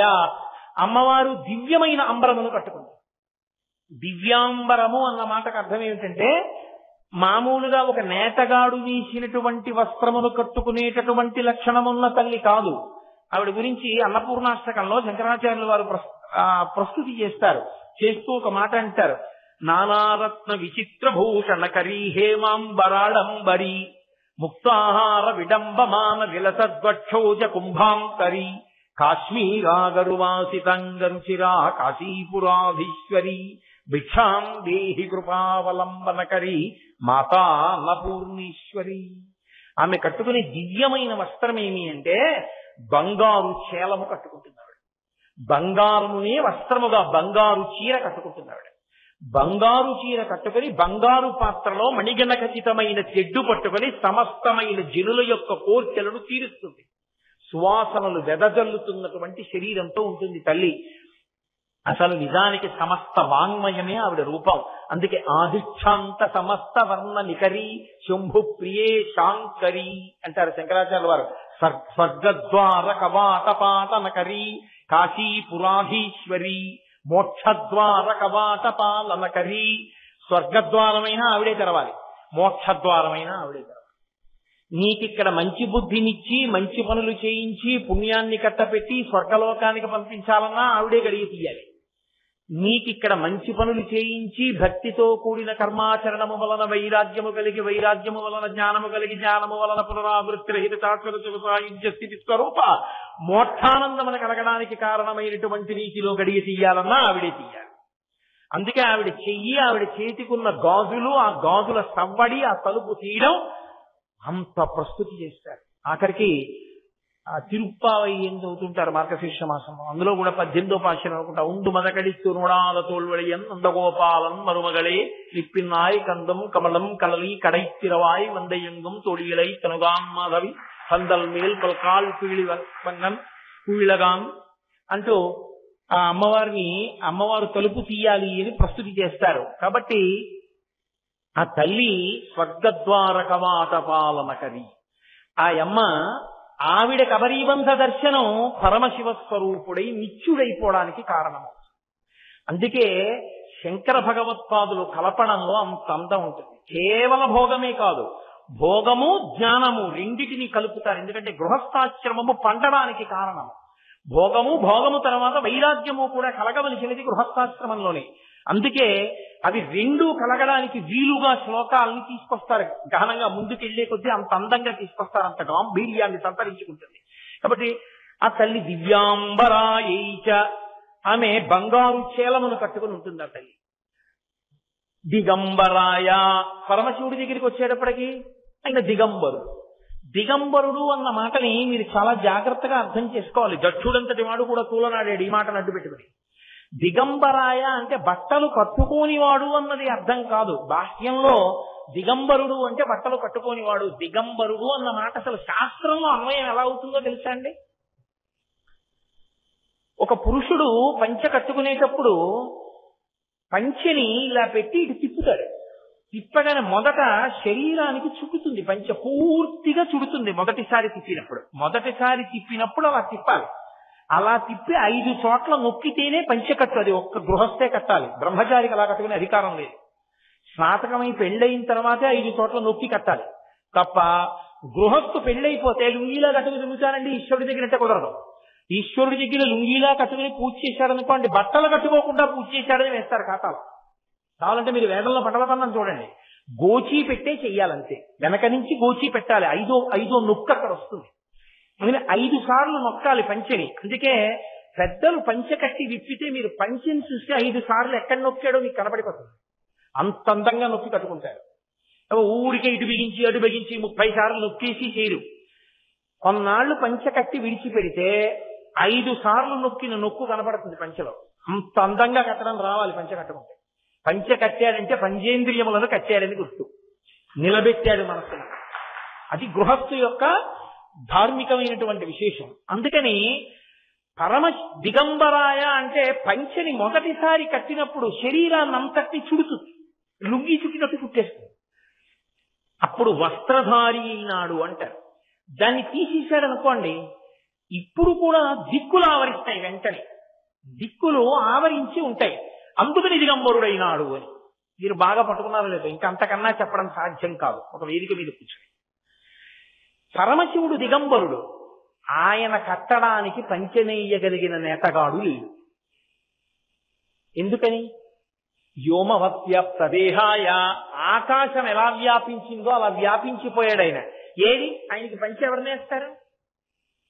శంకరాచార్యులు వారు శివానందలహరి చేస్తూ అన్నారు, వస్త్రోద్భూత విధౌ సహస్రకరత పుష్పార్చనే విష్ణుత గంధే గంధవహాత్మత అన్నపచనే బర్హిర్ముఖాధ్యక్షత.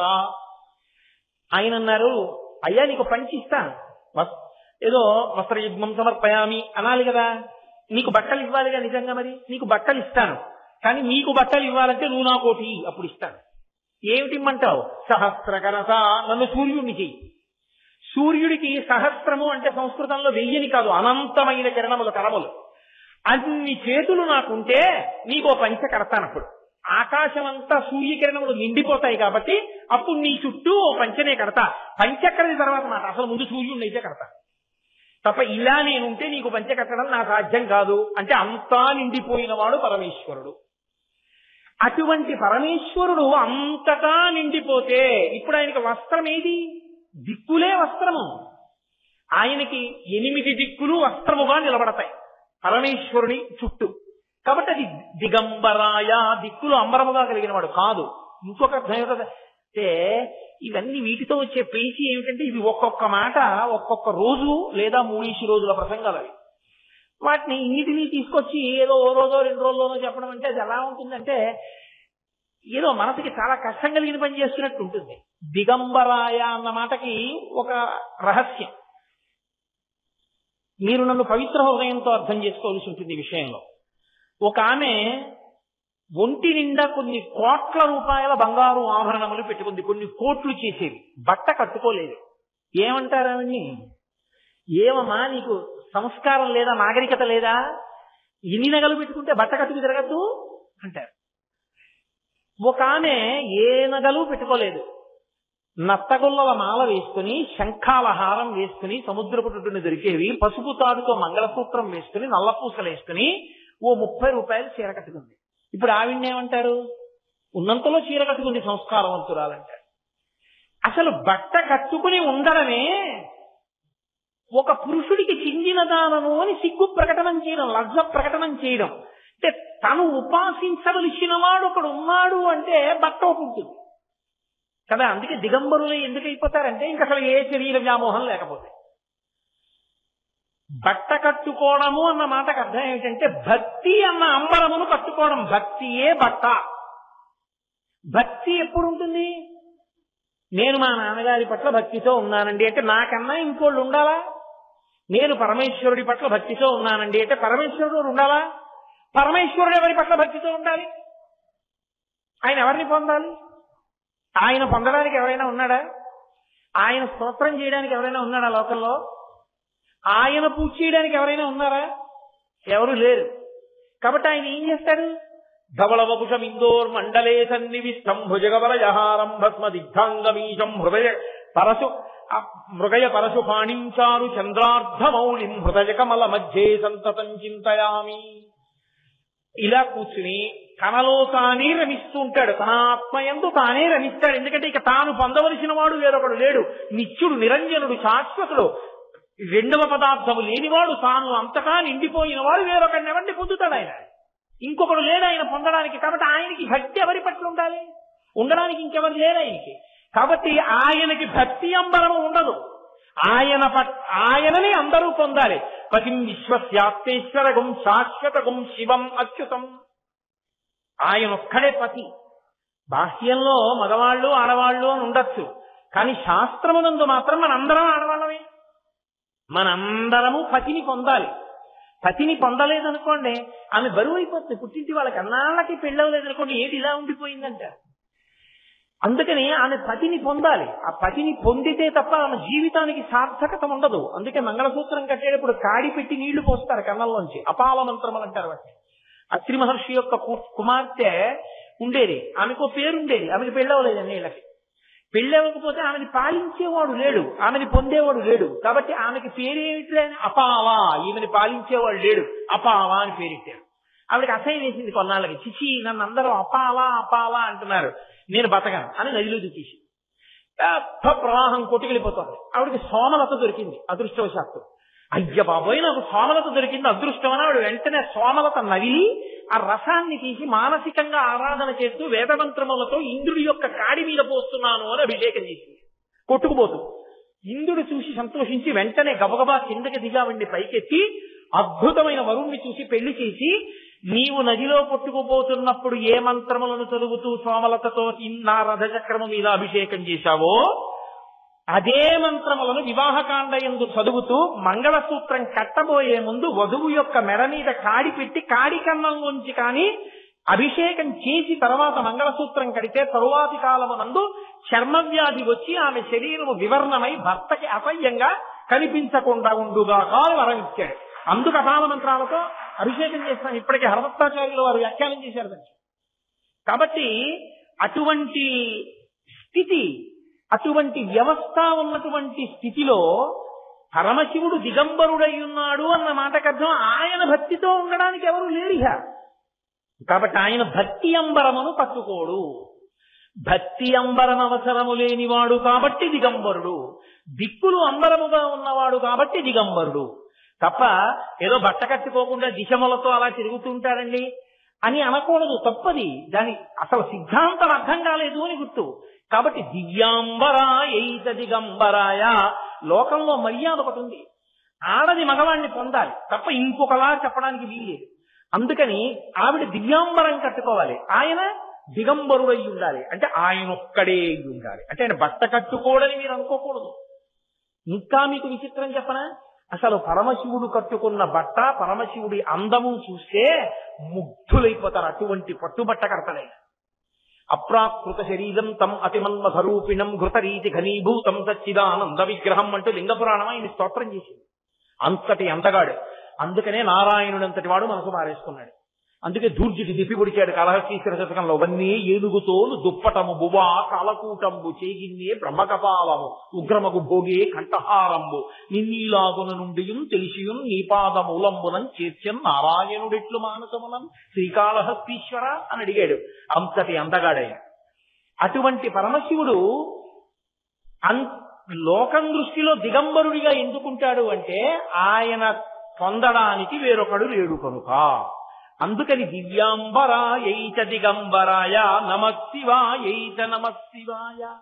అటువంటి ఓ పార్వతీ పరమేశ్వరులారా, మీరు మాకు రక్షకుల అయ్యెదరుగాక, మీకు మేము నమస్కరించుతున్నాము. తరువాతి శ్లోకాన్ని మొదలెట్టేశాను కాబట్టి పూర్తి చేస్తాను. అంబోధరస్యామలకుంతలాయై తటిప్రభా తామ్రజటాధరాయ. తటిప్రభ అంటే మెరుపు. మెరుపు ఎలా ఉంటుందో అలా మెరుపులతో కూడినటువంటి రాగి జటలు ఏర్పడి ఉన్నవాడా అని అర్థం. అమ్మవారిది అంబోధరశ్యామల కుంతలాయై. అమ్మవారు నల్ల కలువలలా ఉంటుంది ఆవిడ జుత్తు. అయ్యవారి జుత్తు జటలు కట్టేసి ఎర్రగా ఉంటుంది. జటలు కట్టి ఎర్రగా ఉంటుంది అనడానికి రెండు కారణాలు. ఆయనకి అరుణ జటేశ్వరుడు అని ఒక పేరు. ఎందుకు జటలు కట్టి ఉంటుంది అంటే, అసలు శాస్త్రంలో నిజానికి పురుషుడి దగ్గర ఎన్నడూ ఉండకూడని వస్తువేది అంటే దువ్వెన. పురుషుడు ఎప్పుడూ దువ్వెన వాడవలసిన అవసరం ఉండకూడదు. ఎందుచేత అంటే శిఖ ఒక్కటే పెట్టుకుని ఉండనం చేసేసుకుంటారు. కాబట్టి ఆయన పాపిటి తీసుకోవడం అవన్నీ ఉండవు. పాపిటి పాపట అన్న మాట ఎవరికి అన్వయం అవుతుంది అంటే ఆడదానికి ఒక్కదానికే అన్వయం అవుతుంది. శాస్త్రీయంగా మాట్లాడితే అంతే. పాపట తీస్తారు. ఆ పాపట కూడా స్త్రీ పాపట అనేకమైన శక్తులకు ఆలవాలము. సీమంతం చేశామండి, మా కోడలకి సీమంతం చేసి, సీమంతం కాదు దాని పేరు, సీమంతోన్నయనము. సీమ అంటే హద్దు, ఏదో తెలుగు సీమ, రాయల సీమ అంటారు. సీమ అంటే హద్దు, అక్కడతో అయిపోయింది. సీమ అంటే హద్దు, ఇక్కడ వరకే తీయాలి పాపట, ఇది దాటి తీయకూడదు. ఎందుకని అంటే ఇక్కడ ఒక కన్నం ఉంటుంది, ఇక్కడ ఒక ద్వారం ఉంటుంది, ఆ ద్వారాన్ని తట్టకూడదు. అది బ్రహ్మరంధ్రము అంటారు. నిజానికి అది ఒక రంధ్రము. మనకి నవరంధ్రములు అంటావు, 2 కళ్ళు, 2 ముక్కులు, 2 చెవులు, 6, నోరు 7, మలద్వారం 8, మూత్రద్వారము 9. నిజానికి ఏకాదశ రంధ్రములు 11 ఉంటాయి. ఒకటి పుట్టగానే మూసుకుంటుంది, ఒకటి వెళ్ళేటప్పుడు తీసుకుంటుంది. పుట్టగానే మూసుకునేది నాభి రంధ్రం. దానికి రంధ్రం లేకపోతే నాభి గొట్టంలోంచి ఎలా వెళ్ళింది అమ్మ కడుపులో ఉన్నప్పుడు? నాభి రంధ్రం. పుట్టేసిన తర్వాత నాభి కోసేస్తారు, హృదయ సంబంధం మిగిలిపోతుంది, నాభి సంబంధం తెగిపోతుంది. నాభి సంబంధం తెగిపోయి మూసుకుపోతుంది బొడ్డు కన్నం. ఇంకొక రంధ్రం శరీరంలోంచి జీవుడు వెళ్ళిపోయేటప్పుడు తెరుచుకోవాలి. ఆ తలుపు తెరుచుకోలేదు అంటే వాడు సరి అయినటువంటి సాధన చెయ్యలేదు, మళ్లీ పుడతాడు అని గుర్తు. ఈ తలుపు తెరుచుకుని బయటికి వెళ్ళాలి. ఈ తలుపు తట్టకూడదు. అందుకే మాడు మీద కొట్టకంటరా, మాడు మీద కొట్టకంటరా అంటారు పెద్దవాళ్ళు. ఇక్కడి నుంచి నిర్గతం అవుతాడు. శరీరోత్క్రమణం అవుతున్నప్పుడు ఎలా వెళ్ళిపోవాలి అసలు నిర్భయంగా అన్న దాని గురించి మళ్ళీ స్కాందంలో పెద్ద వర్ణన ఉంది. ఎలా కూర్చోవాలో, దక్షిణాభిముఖుడై ఎలా ఉండాలో, తులసి కోట దగ్గర ఎలా ఉండాలో, ఆ మందు ఎలా తినాలో, ఎలా విడిచిపెట్టాలో, ప్రాణాన్ని అవన్నీ చెప్పారు. కాబట్టి ఈ తలుపు తెరుచుకుని బయటికి ఎడతాడు. అందుకే మహాత్ములు వెళ్ళిపోయినప్పుడు ఇక్కడ చిట్లిపోతూ ఉంటుంది. వివేకానందాది మహాపురుషులకు ఇక్కడ చిట్లిపోయింది ప్రాణం ఉత్క్రమణమైనప్పుడు. అది చిట్లిపోకుండా పోయాడు అనుకోండి, ఏ రోమకూపంలోంచో వెళ్ళిపోయాడని గుర్తు, దొంగదారింట అంటే మళ్ళీ వస్తాడని గుర్తు, అభిమానంతో పోయాడు కాబట్టి. బాగుండదులే అలా చెప్తే 10 మందికి అని ఏం చేస్తారంటే, కపాల వేదనమైందని టప్పని తప్పుడే బద్దలైపోతుంది తలుపు. అగ్నిహోత్రం మీరు సంస్కారం చేస్తున్నప్పుడు అది పగిలిపోయిన తర్వాత కపాల వేదనం అయిపోయింది, మీరు ఇంటికి వెళ్ళిపోండి అంటారు. అప్పుడు స్నానం చేసి వెళ్ళిపోతారు రుద్రభూమిలోంచి. కాబట్టి ఇదొక రంధ్రము. ఈ రంధ్రమున వరకు ఉన్నది సీమ. అందుకని పాపటకి సీమ ఇది. అందుకే పాపట కొండలు. ఉన్నయనము అంటే అక్కడ వరకు పాపట తీసి జుట్టు ఎత్తి పట్టుకుని ముడివెయ్యాలి. ఎవరు చెయ్యాలి ఆ పని? భర్త చెయ్యాలి. ఎప్పుడు? రోజు కాదు. భార్య గర్భిణి అయ్యుండి ఆ సీమంతోన్నయనము చేయవలసినటువంటి సమయం ఆసన్నమైతే ఆ రోజున గణపతి పూజ చేసి, గణపతి హోమం చేసి, భర్త గారు వచ్చి అడవి పంది ముళ్ళు చేత కానీ, ఔదంబర వృక్షం యొక్క కొమ్మ చేత కానీ సమంత్రకంగా మంగళధ్వని మోగుతూ ఉండగా పాపట ఆ కొమ్మతో తీసి జుట్టును అటు ఇటు తిప్పి ఆ వెనక కొప్పు ఎత్తి కట్టి దాంట్లో పూలమాల పెడతాడు. అది సీమంతోన్నయనం అంటే. అప్పుడు సూడి ఇస్తాడు. మామగారి ఇవ్వాలి మొదట. ఏమనమ్మా, నీ కడుపున ఇంత కష్టపడి బిడ్డని కని నా వంశానికి అప్పచెప్తున్నావమ్మా, నా ఇంటి పేరుకి అప్పచెప్తున్నావు కాబట్టి నీకు కానుక ఇస్తున్నానని మామగారు ముందు ఇవ్వాలి. అది సీమంతోన్నయనం. 5 కేజీలు లడ్లట్రానా, 3 కేజీలు కాజాలట్రానా సీమంతోన్నయనం కాదు. శాస్త్రం ఎందుకు చెప్పిందో అది చెయ్యాలి. భర్త అలా పాపట తీసి కొప్పేస్తే, పువ్వులు పెడితే గర్భరక్ష, గర్భ విచ్ఛేదనము కాదు అని శాస్త్రవచనం. అందుకని సీమంతోన్నయనము అంటారు దాన్ని. సరే, ఇప్పుడు ఇంతకీ ఈ సీమంతంలోకి ఎందుకెళ్ళా, సీమంతోన్నయనంలోకి ఎందుకెళ్ళానంటే, అమ్మవారి గురించి మాట్లాడుతూ ఒక మాట అంటారు. అమ్మా, నువ్వు అంబోధర శ్యామల కుంతలాయి శివుడు తటిప్రభాతామ్రజటాధరాయ. ఆయన పాపట తీసుకోడు కాబట్టి ఆయనకి ఇలా ఎర్రటి జటలు వేలాడుతున్నాయి. అవి ఎలా ఉన్నాయి? తటిప్రభా, ఆకాశంలో మెరిసిన మెరుపు ఎర్రగా ఎలా ఉంటుందో అలా మెరుస్తున్నాయి. ఎందుకు మెరుస్తున్నాయి అంటే ఆయన గంగ పట్టాడు, తడికి జటలు కట్టింది. 2, ఆయన ఎప్పుడు తనలో తాను ఆత్మారాముడై ఆనందిస్తూ ఉంటాడు. ఆ ఆనందమునందుండిపోయిన చేత పెరిగిపోయిన జుట్టు సంస్కారము లేక జటలు కట్టింది. అది ఆయన యొక్క జ్ఞానస్వరూపానికి గుర్తు. ఆ తటి ప్రభాతామ్రజటాధరాయ అలా దర్శనం చేస్తే ఒక గొప్పతనం ఉంటుంది తెలుసండి. మీరు మానసికంగా ఒకసారి పరమశివుడి జటలు కానీ ఊహించి ప్రయాణానికి బయలుదేరారనుకోండి, కపర్ది కపర్ది కపర్ది అని. ప్రయాణంలో మీకు పుణ్యం లేకపోవడం వల్ల ప్రవేశించడానికి వీలు లేని పట్టణాలలోకి ప్రవేశించడానికి కావలసిన పుణ్యాన్ని ఉత్తర క్షణంలో మీ ఖాతాలో వేసి విఘ్నం లేకుండా వెళ్ళేటట్టు చేస్తారు. కాబట్టి మోక్షపురులు ఉంటాయి కొన్ని. అయోధ్య, మధుర, మాయా, కాశీ, కాంచి, అవంతిక, పురి, ద్వారవతి చైవ సప్తైతే మోక్షదాయక 7 మోక్షపురులు. అలాంటి వాటికి వెళ్ళిపోదామంటే వెళ్ళిపోలేము, ఈశ్వరానుగ్రహం ఉండాలి. అందుకని కపర్దీ అని బయలుదేరుతారు. నేను కాకినాడ అయ్యప్ప స్వామి గుళ్ళో తీర్థయాత్రకు బయలుదేరితే ఈ మాటలు చెప్పుకుని బయలుదేరుతూ ఉంటాం కొన్ని. అమ్మా మమ్మల్ని సర్వదా కాపాడు అని సర్వదా సర్వదేశేషు పాతుత్వాం భువనేశ్వరి మహామాయా జగద్ధాత్రి సచ్చిదానంద రూపిణి అని ప్రార్థన చేసి పెడుతుంటాం. కాబట్టి ఆయన తటిప్రభాతామ్రజటాధరాయ కాదు. రెండో అర్థం ఏంటంటే ఆయన ఇతరులకు ఉపకారము కొరకు ఎంతకైనా కిందకి దిగిపోతాడు. ఇలా నీ చెయ్యొచ్చా అని ఆలోచించడు. మీరు కోటేశ్వరరావు గారు ఉపన్యాసాలు చెప్పారు, అర్ధనారీశ్వర స్తోత్రం, చాలా సంతోషం కలిగిందండి మాకు. రేపు పొద్దున్న మీ మెళ్ళలో ఓ సన్నజాజి మాల వేద్దాం అనుకుంటున్నాం అన్నారు అనుకోండి, చాలా సంతోషం అండి, వేయండి అంటారు. లేదు కోటేశ్వరరావు గారు, మీకు ఈ స్తోత్రంలో ఒక పొరపాటు ఉంది, పరమశివుడి యొక్క మూర్తి నీలంగా ఉందండి, ఆయన అలా ఉండడు, నీలం రంగు నల్ల రంగు శ్రీ మహావిష్ణువుది, ఈ రంగు తెల్లగా ఉండాలి యథార్థానికి. తెల్లగా పరమశివుడు, ఎర్రగానో ఏదో అమ్మవారు ఉన్నటువంటి మూర్తిని మరింత వైదికంగా స్తోత్రంలో ఎలా చెప్పారో కర్పూర గౌరార్ధ శరీరకాయ అన్నట్టుగా మార్చి మీకు పటాన్ని బహూకరిస్తాం అన్నారు అనుకోండి, సంతోషం అండి అంటారు.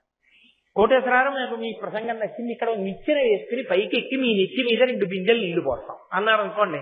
అసలు రేపు వస్తానా ఉపన్యాసానికి నేను? ఆయన ఏమన్నాడు? పరమశివుడు అయితే అన్నాడు, భగీరథుడు ఎప్పుడో వాళ్ళ వంశంలో వాళ్ళు బూడిదైపోయారు, పాతాళ లోకంలో పడిపోయి ఉన్నాయి బూడిద కుప్పలు, గంగ ప్రవహిస్తే తప్ప వాళ్ళకి ఉత్తమగతులు లేవు. అందుకని మళ్ళీ పరమశివుడు తప్ప పట్టగలిగిన వాడు లేడు.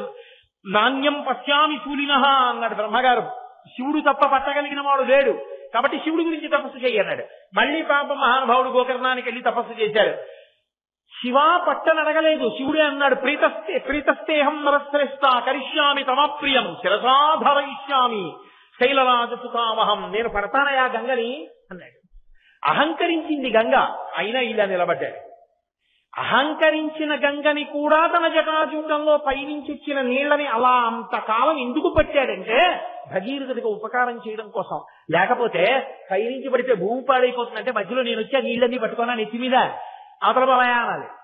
ఒక్క భగీరథుడి కోసం, భగీరథుడి తపస్సు వల్ల, భగీరథుడి భక్తికి లొంగిపోయి తల మీద నీళ్లు పట్టినవాడు, లోకమంతా కళంకమున్నవాడని కోడై కూసిన చంద్రుణ్ణి నెత్తి మీద పెట్టుకున్నవాడు మహానుభావుడు పరమశివుడంటే వీడి కోసం నేను ఇంత దిగజారణమా అని చూడడం. భక్తితో ఉన్నవాడి కోసం ఎంతకైనా కిందకు వచ్చేస్తాడు. అది చెప్పడం తటిప్రభాతామ్రజటాధరాయ నిరీశ్వరాయ నిఖిలేశ్వరాయ. ఏమి శంకర భగవత్పాదులండి, మహానుభావుడు ఎలా పడతాయో ఆ మాటలు ఆయనకి. నిరీశ్వరాయ, అమ్మా నిన్ను శాసించగలిగిన వాడు లేడు. పరమశివుడు నిఖిలేశ్వరాయ, అన్నిటినీ శాసించగలిగిన వాడు. ఏమిటి దాని అర్థం? నిరీశ్వరాయ అంటే మరి పరమశివుడు శాసించడా అండి అని కాదు, పరమశివుని శక్తియే అమ్మవారు. శక్తి శివుడు వేరుగా ఉండరుగా. కారు యొక్క పరిగెత్తగలిగిన శక్తి వేరుగా ఉంటాయా? పాలు పాల తెల్లతనము వేరుగా ఉంటాయా? పువ్వు యొక్క సౌరభము వేరుగా ఉంటుందా? రత్నము రత్న ప్రభ వేరుగా ఉంటాయా? దీపము దీపపు కాంతి వేరుగా ఉంటాయా? సుందరకాండలో సీతమ్మ తల్లి అంటుంది, శక్త్యా లోభయితున్నాహం ఐశ్వర్యేణ ధనేనవా అనన్యే రాఘవేణాహం భాస్కరేణ ప్రభాయదా అంటుంది. సూర్యుడు ప్రభ ఎలా కలిసి ఉంటాయో పిచ్చాడా రావణ, నేను రామచంద్రమూర్తి అలా కలిసి ఉంటాను రా అంటుంది. విడదీయలేవురా అంటుంది. వాళ్ళిద్దరూ ప్రకృతి పురుషులై అలా కలిసి ఉంటారు. వాగర్భ విడతం ప్రస్థం వాగర్భ ప్రతిపత్తయే జగత పితరం వందే పార్వతి పరమేశ్వరు అంటాడు కాళిదాసు. వాక్యము అర్థము కలిసి ఉన్నట్టు కలిసి ఉండేటటువంటి వాళ్ళు. కాబట్టి ఒకరి మీద ఒకరికి పెత్తనం అన్నమాట ఎక్కడ వస్తుంది? నా శక్తి నేను చెప్పినట్టు వింటుంది, నా శక్తి నాకు ఉపయోగపడుతుంటుంది. శక్తి తాను ఒకరికొకరు ఆశ్రయించి ఉంటారు, వాళ్ళ మధ్య భేదమే ఉండదు. కుడి చెయ్యి దోమని కుడుతుంది, ఎడం చెయ్యి ఇక్కడ ఏదైనా ఇలా వచ్చేస్తుంటే మీదకి ఇలా తోసేస్తుంది. అంతేగాని కుడి చెయ్యి ఏం కొట్టట్లేదని ఎడం చెయ్యి కొట్టడం, ఎడం చెయ్యి కుడి చెయ్యి కొట్టడం అలా ఉంటుందా ఎక్కడన్నా లోకంలో? అలా ఉండదు, రెండు ఒకటే. కాబట్టి వాళ్ళిద్దరి మీద అధికారులు లేరు, ఇద్దరే పతాక స్థాయిలో నిలబడిపోయిన వారు. నిరీశ్వరాయ నిఖిలేశ్వరాయ. అందుకే కొన్ని చోట్ల అమ్మవారు పరిపాలిస్తుంది, కొన్ని చోట్ల అయ్యవారు పరిపాలిస్తారు. ఏ పేరు పెట్టి పరిపాలించినా పరిపాలించేది వాళ్ళే. ఇక్కడ లేదు. కానీ ద్రవిడ దేశంలో ఒక ఆచారం ఉంటుంది, మీరు కూడా ద్రవిడ దేశంలోకే వస్తారు కదా. ద్రవిడ దేశంలో ఒక ఆచారం ఉంది. అందులో ఒక మాట అడుగుతుంటారు. పెళ్లి చూపులకి వెళ్తే ఏదో అమ్మాయి ఇంటికి వెళ్ళారనుకోండి, ఆ వెళ్ళిన వాళ్ళని ఏదో కొంచెం ఆడపిల్ల తల్లి ఎక్కువ మాట్లాడుతోంది అనుకోండి, ఏమిటండి ఇంట్లో ఆడపిల్లమా అని అడగరు. ఈ ఇల్లు మధురయ్య అండి చిదంబరం అండి అని అడుగుతారు లౌక్యంగా. మధురై అంటే అర్థం ఏంటంటే మీనాక్షి పరిపాలిస్తుంది, సుమరేశ్వరుడు లోపల ఉంటాడు. చిదంబరం అంటే అర్థం ఏంటంటే నటరాజస్వామి గారు పరిపాలిస్తుంటారు, శివకామ సుందరి లోపల ఉంటారు. ఆ ఇల్లు చిదంబరం అండి అంటే ఆ ఇంట్లో పురుషుడిది పెట్టరు, ఆ ఇల్లు మధురై అండి అంటే ఆడవాళ్ళది పెట్టరు. అందుకని మధురయ్య చిదంబరం అండి అని అడుగుతూ ఉంటారు. మధురయ్య చిదంబరం అంటే అమ్మవారు పాలిస్తోంది, అయ్యవారి చేత కాని వాడు అయ్యవారి పరిపాలిస్తున్నాడు, అమ్మవారి చేత కాదని మీరు అర్థం చేసుకోకూడదు. శివ శక్త్యాయుక్తో ఇది భవతి శక్త ప్రభవితం, వాళ్ళిద్దరూ కలిసే ఉంటారు ఎప్పుడు. కాబట్టి ఆవిడ కన్నా అధికుడు ఆయన కన్నా అధికుడు అలా ఏం ఉండదు, ఇద్దరూ సమానమే. ఒక బండి పెడుతోంది అనుకోండి, రథము గొప్పదా రథ చక్రములు గొప్పవా అని నన్ను అడిగారు అనుకోండి, నేనేం చెప్పను. అలా ఏం ఉండదు. రథము రథచక్రములు రెండూ కలిసి ఉండి రెండు చక్రములు సమానంగా నడిస్తే రథం నడుస్తుంది. వీణ గొప్పదా వీణ తంత్రి గొప్పదా అని నన్ను అడిగారు అనుకోండి, అలా ఏం ఉండదు. తీగ పెనకి మోగితే వీణ మోగుతోందని అంటారు. నా తంత్రి వాద్యతే వీణ నా చక్రో వర్తతే రథ నా సుఖ నాపతి సుఖమేదేత యస్యాదపి శతాత్మజ అంటుంది అయోధ్యకాండలో సీతమ్మ తల్లి. వీణ తీగ పెనకి మోగుతుంది, వీణ మోగిందంటారు. రథచక్రములు దెబ్బలు తిని నడుస్తాయి, రథం నడుస్తోందంటారు. భర్త కష్టపడి సంపాదించి పెద్ద పండక్కి తీసుకొచ్చి అల్లుడికి అన్నీ తయారు చేస్తాడు. అత్తారింటికి వెళ్ళానని అల్లుడు అంటాడు. ఆయన వలన ఆమెకి కీర్తి వస్తుంది, ఆమె వలన ఆయనకి గౌరవం నిలబడుతుంది. వాళ్ళిద్దరిలో ఎవరికన్నా అధికులంటే అది అర్థం లేని మాట. నిజతపఫలాభ్యాం, వాళ్ళిద్దరూ ఒకరి కొరకు ఒకరు పుట్టారంతే. కాబట్టి వాళ్ళిద్దరి మధ్య భేదం ఏమి ఉండదు తప్ప అలా చూసే అవకాశమే ఉండదు. కాబట్టి నిరీశ్వరాయై నిఖిలేశ్వరాయ నమశివాయైత నమశివాయ, అటువంటి ఆ పార్వతీ పరమేశ్వరులకు నమస్కరించుతున్నాను. ప్రతి ఇల్లు కూడా అలాగే ఉండాలన్నది దాని యొక్క సందేశం. ఆ అన్వయం మీరు చేసేసుకోగలరు సమర్థులు.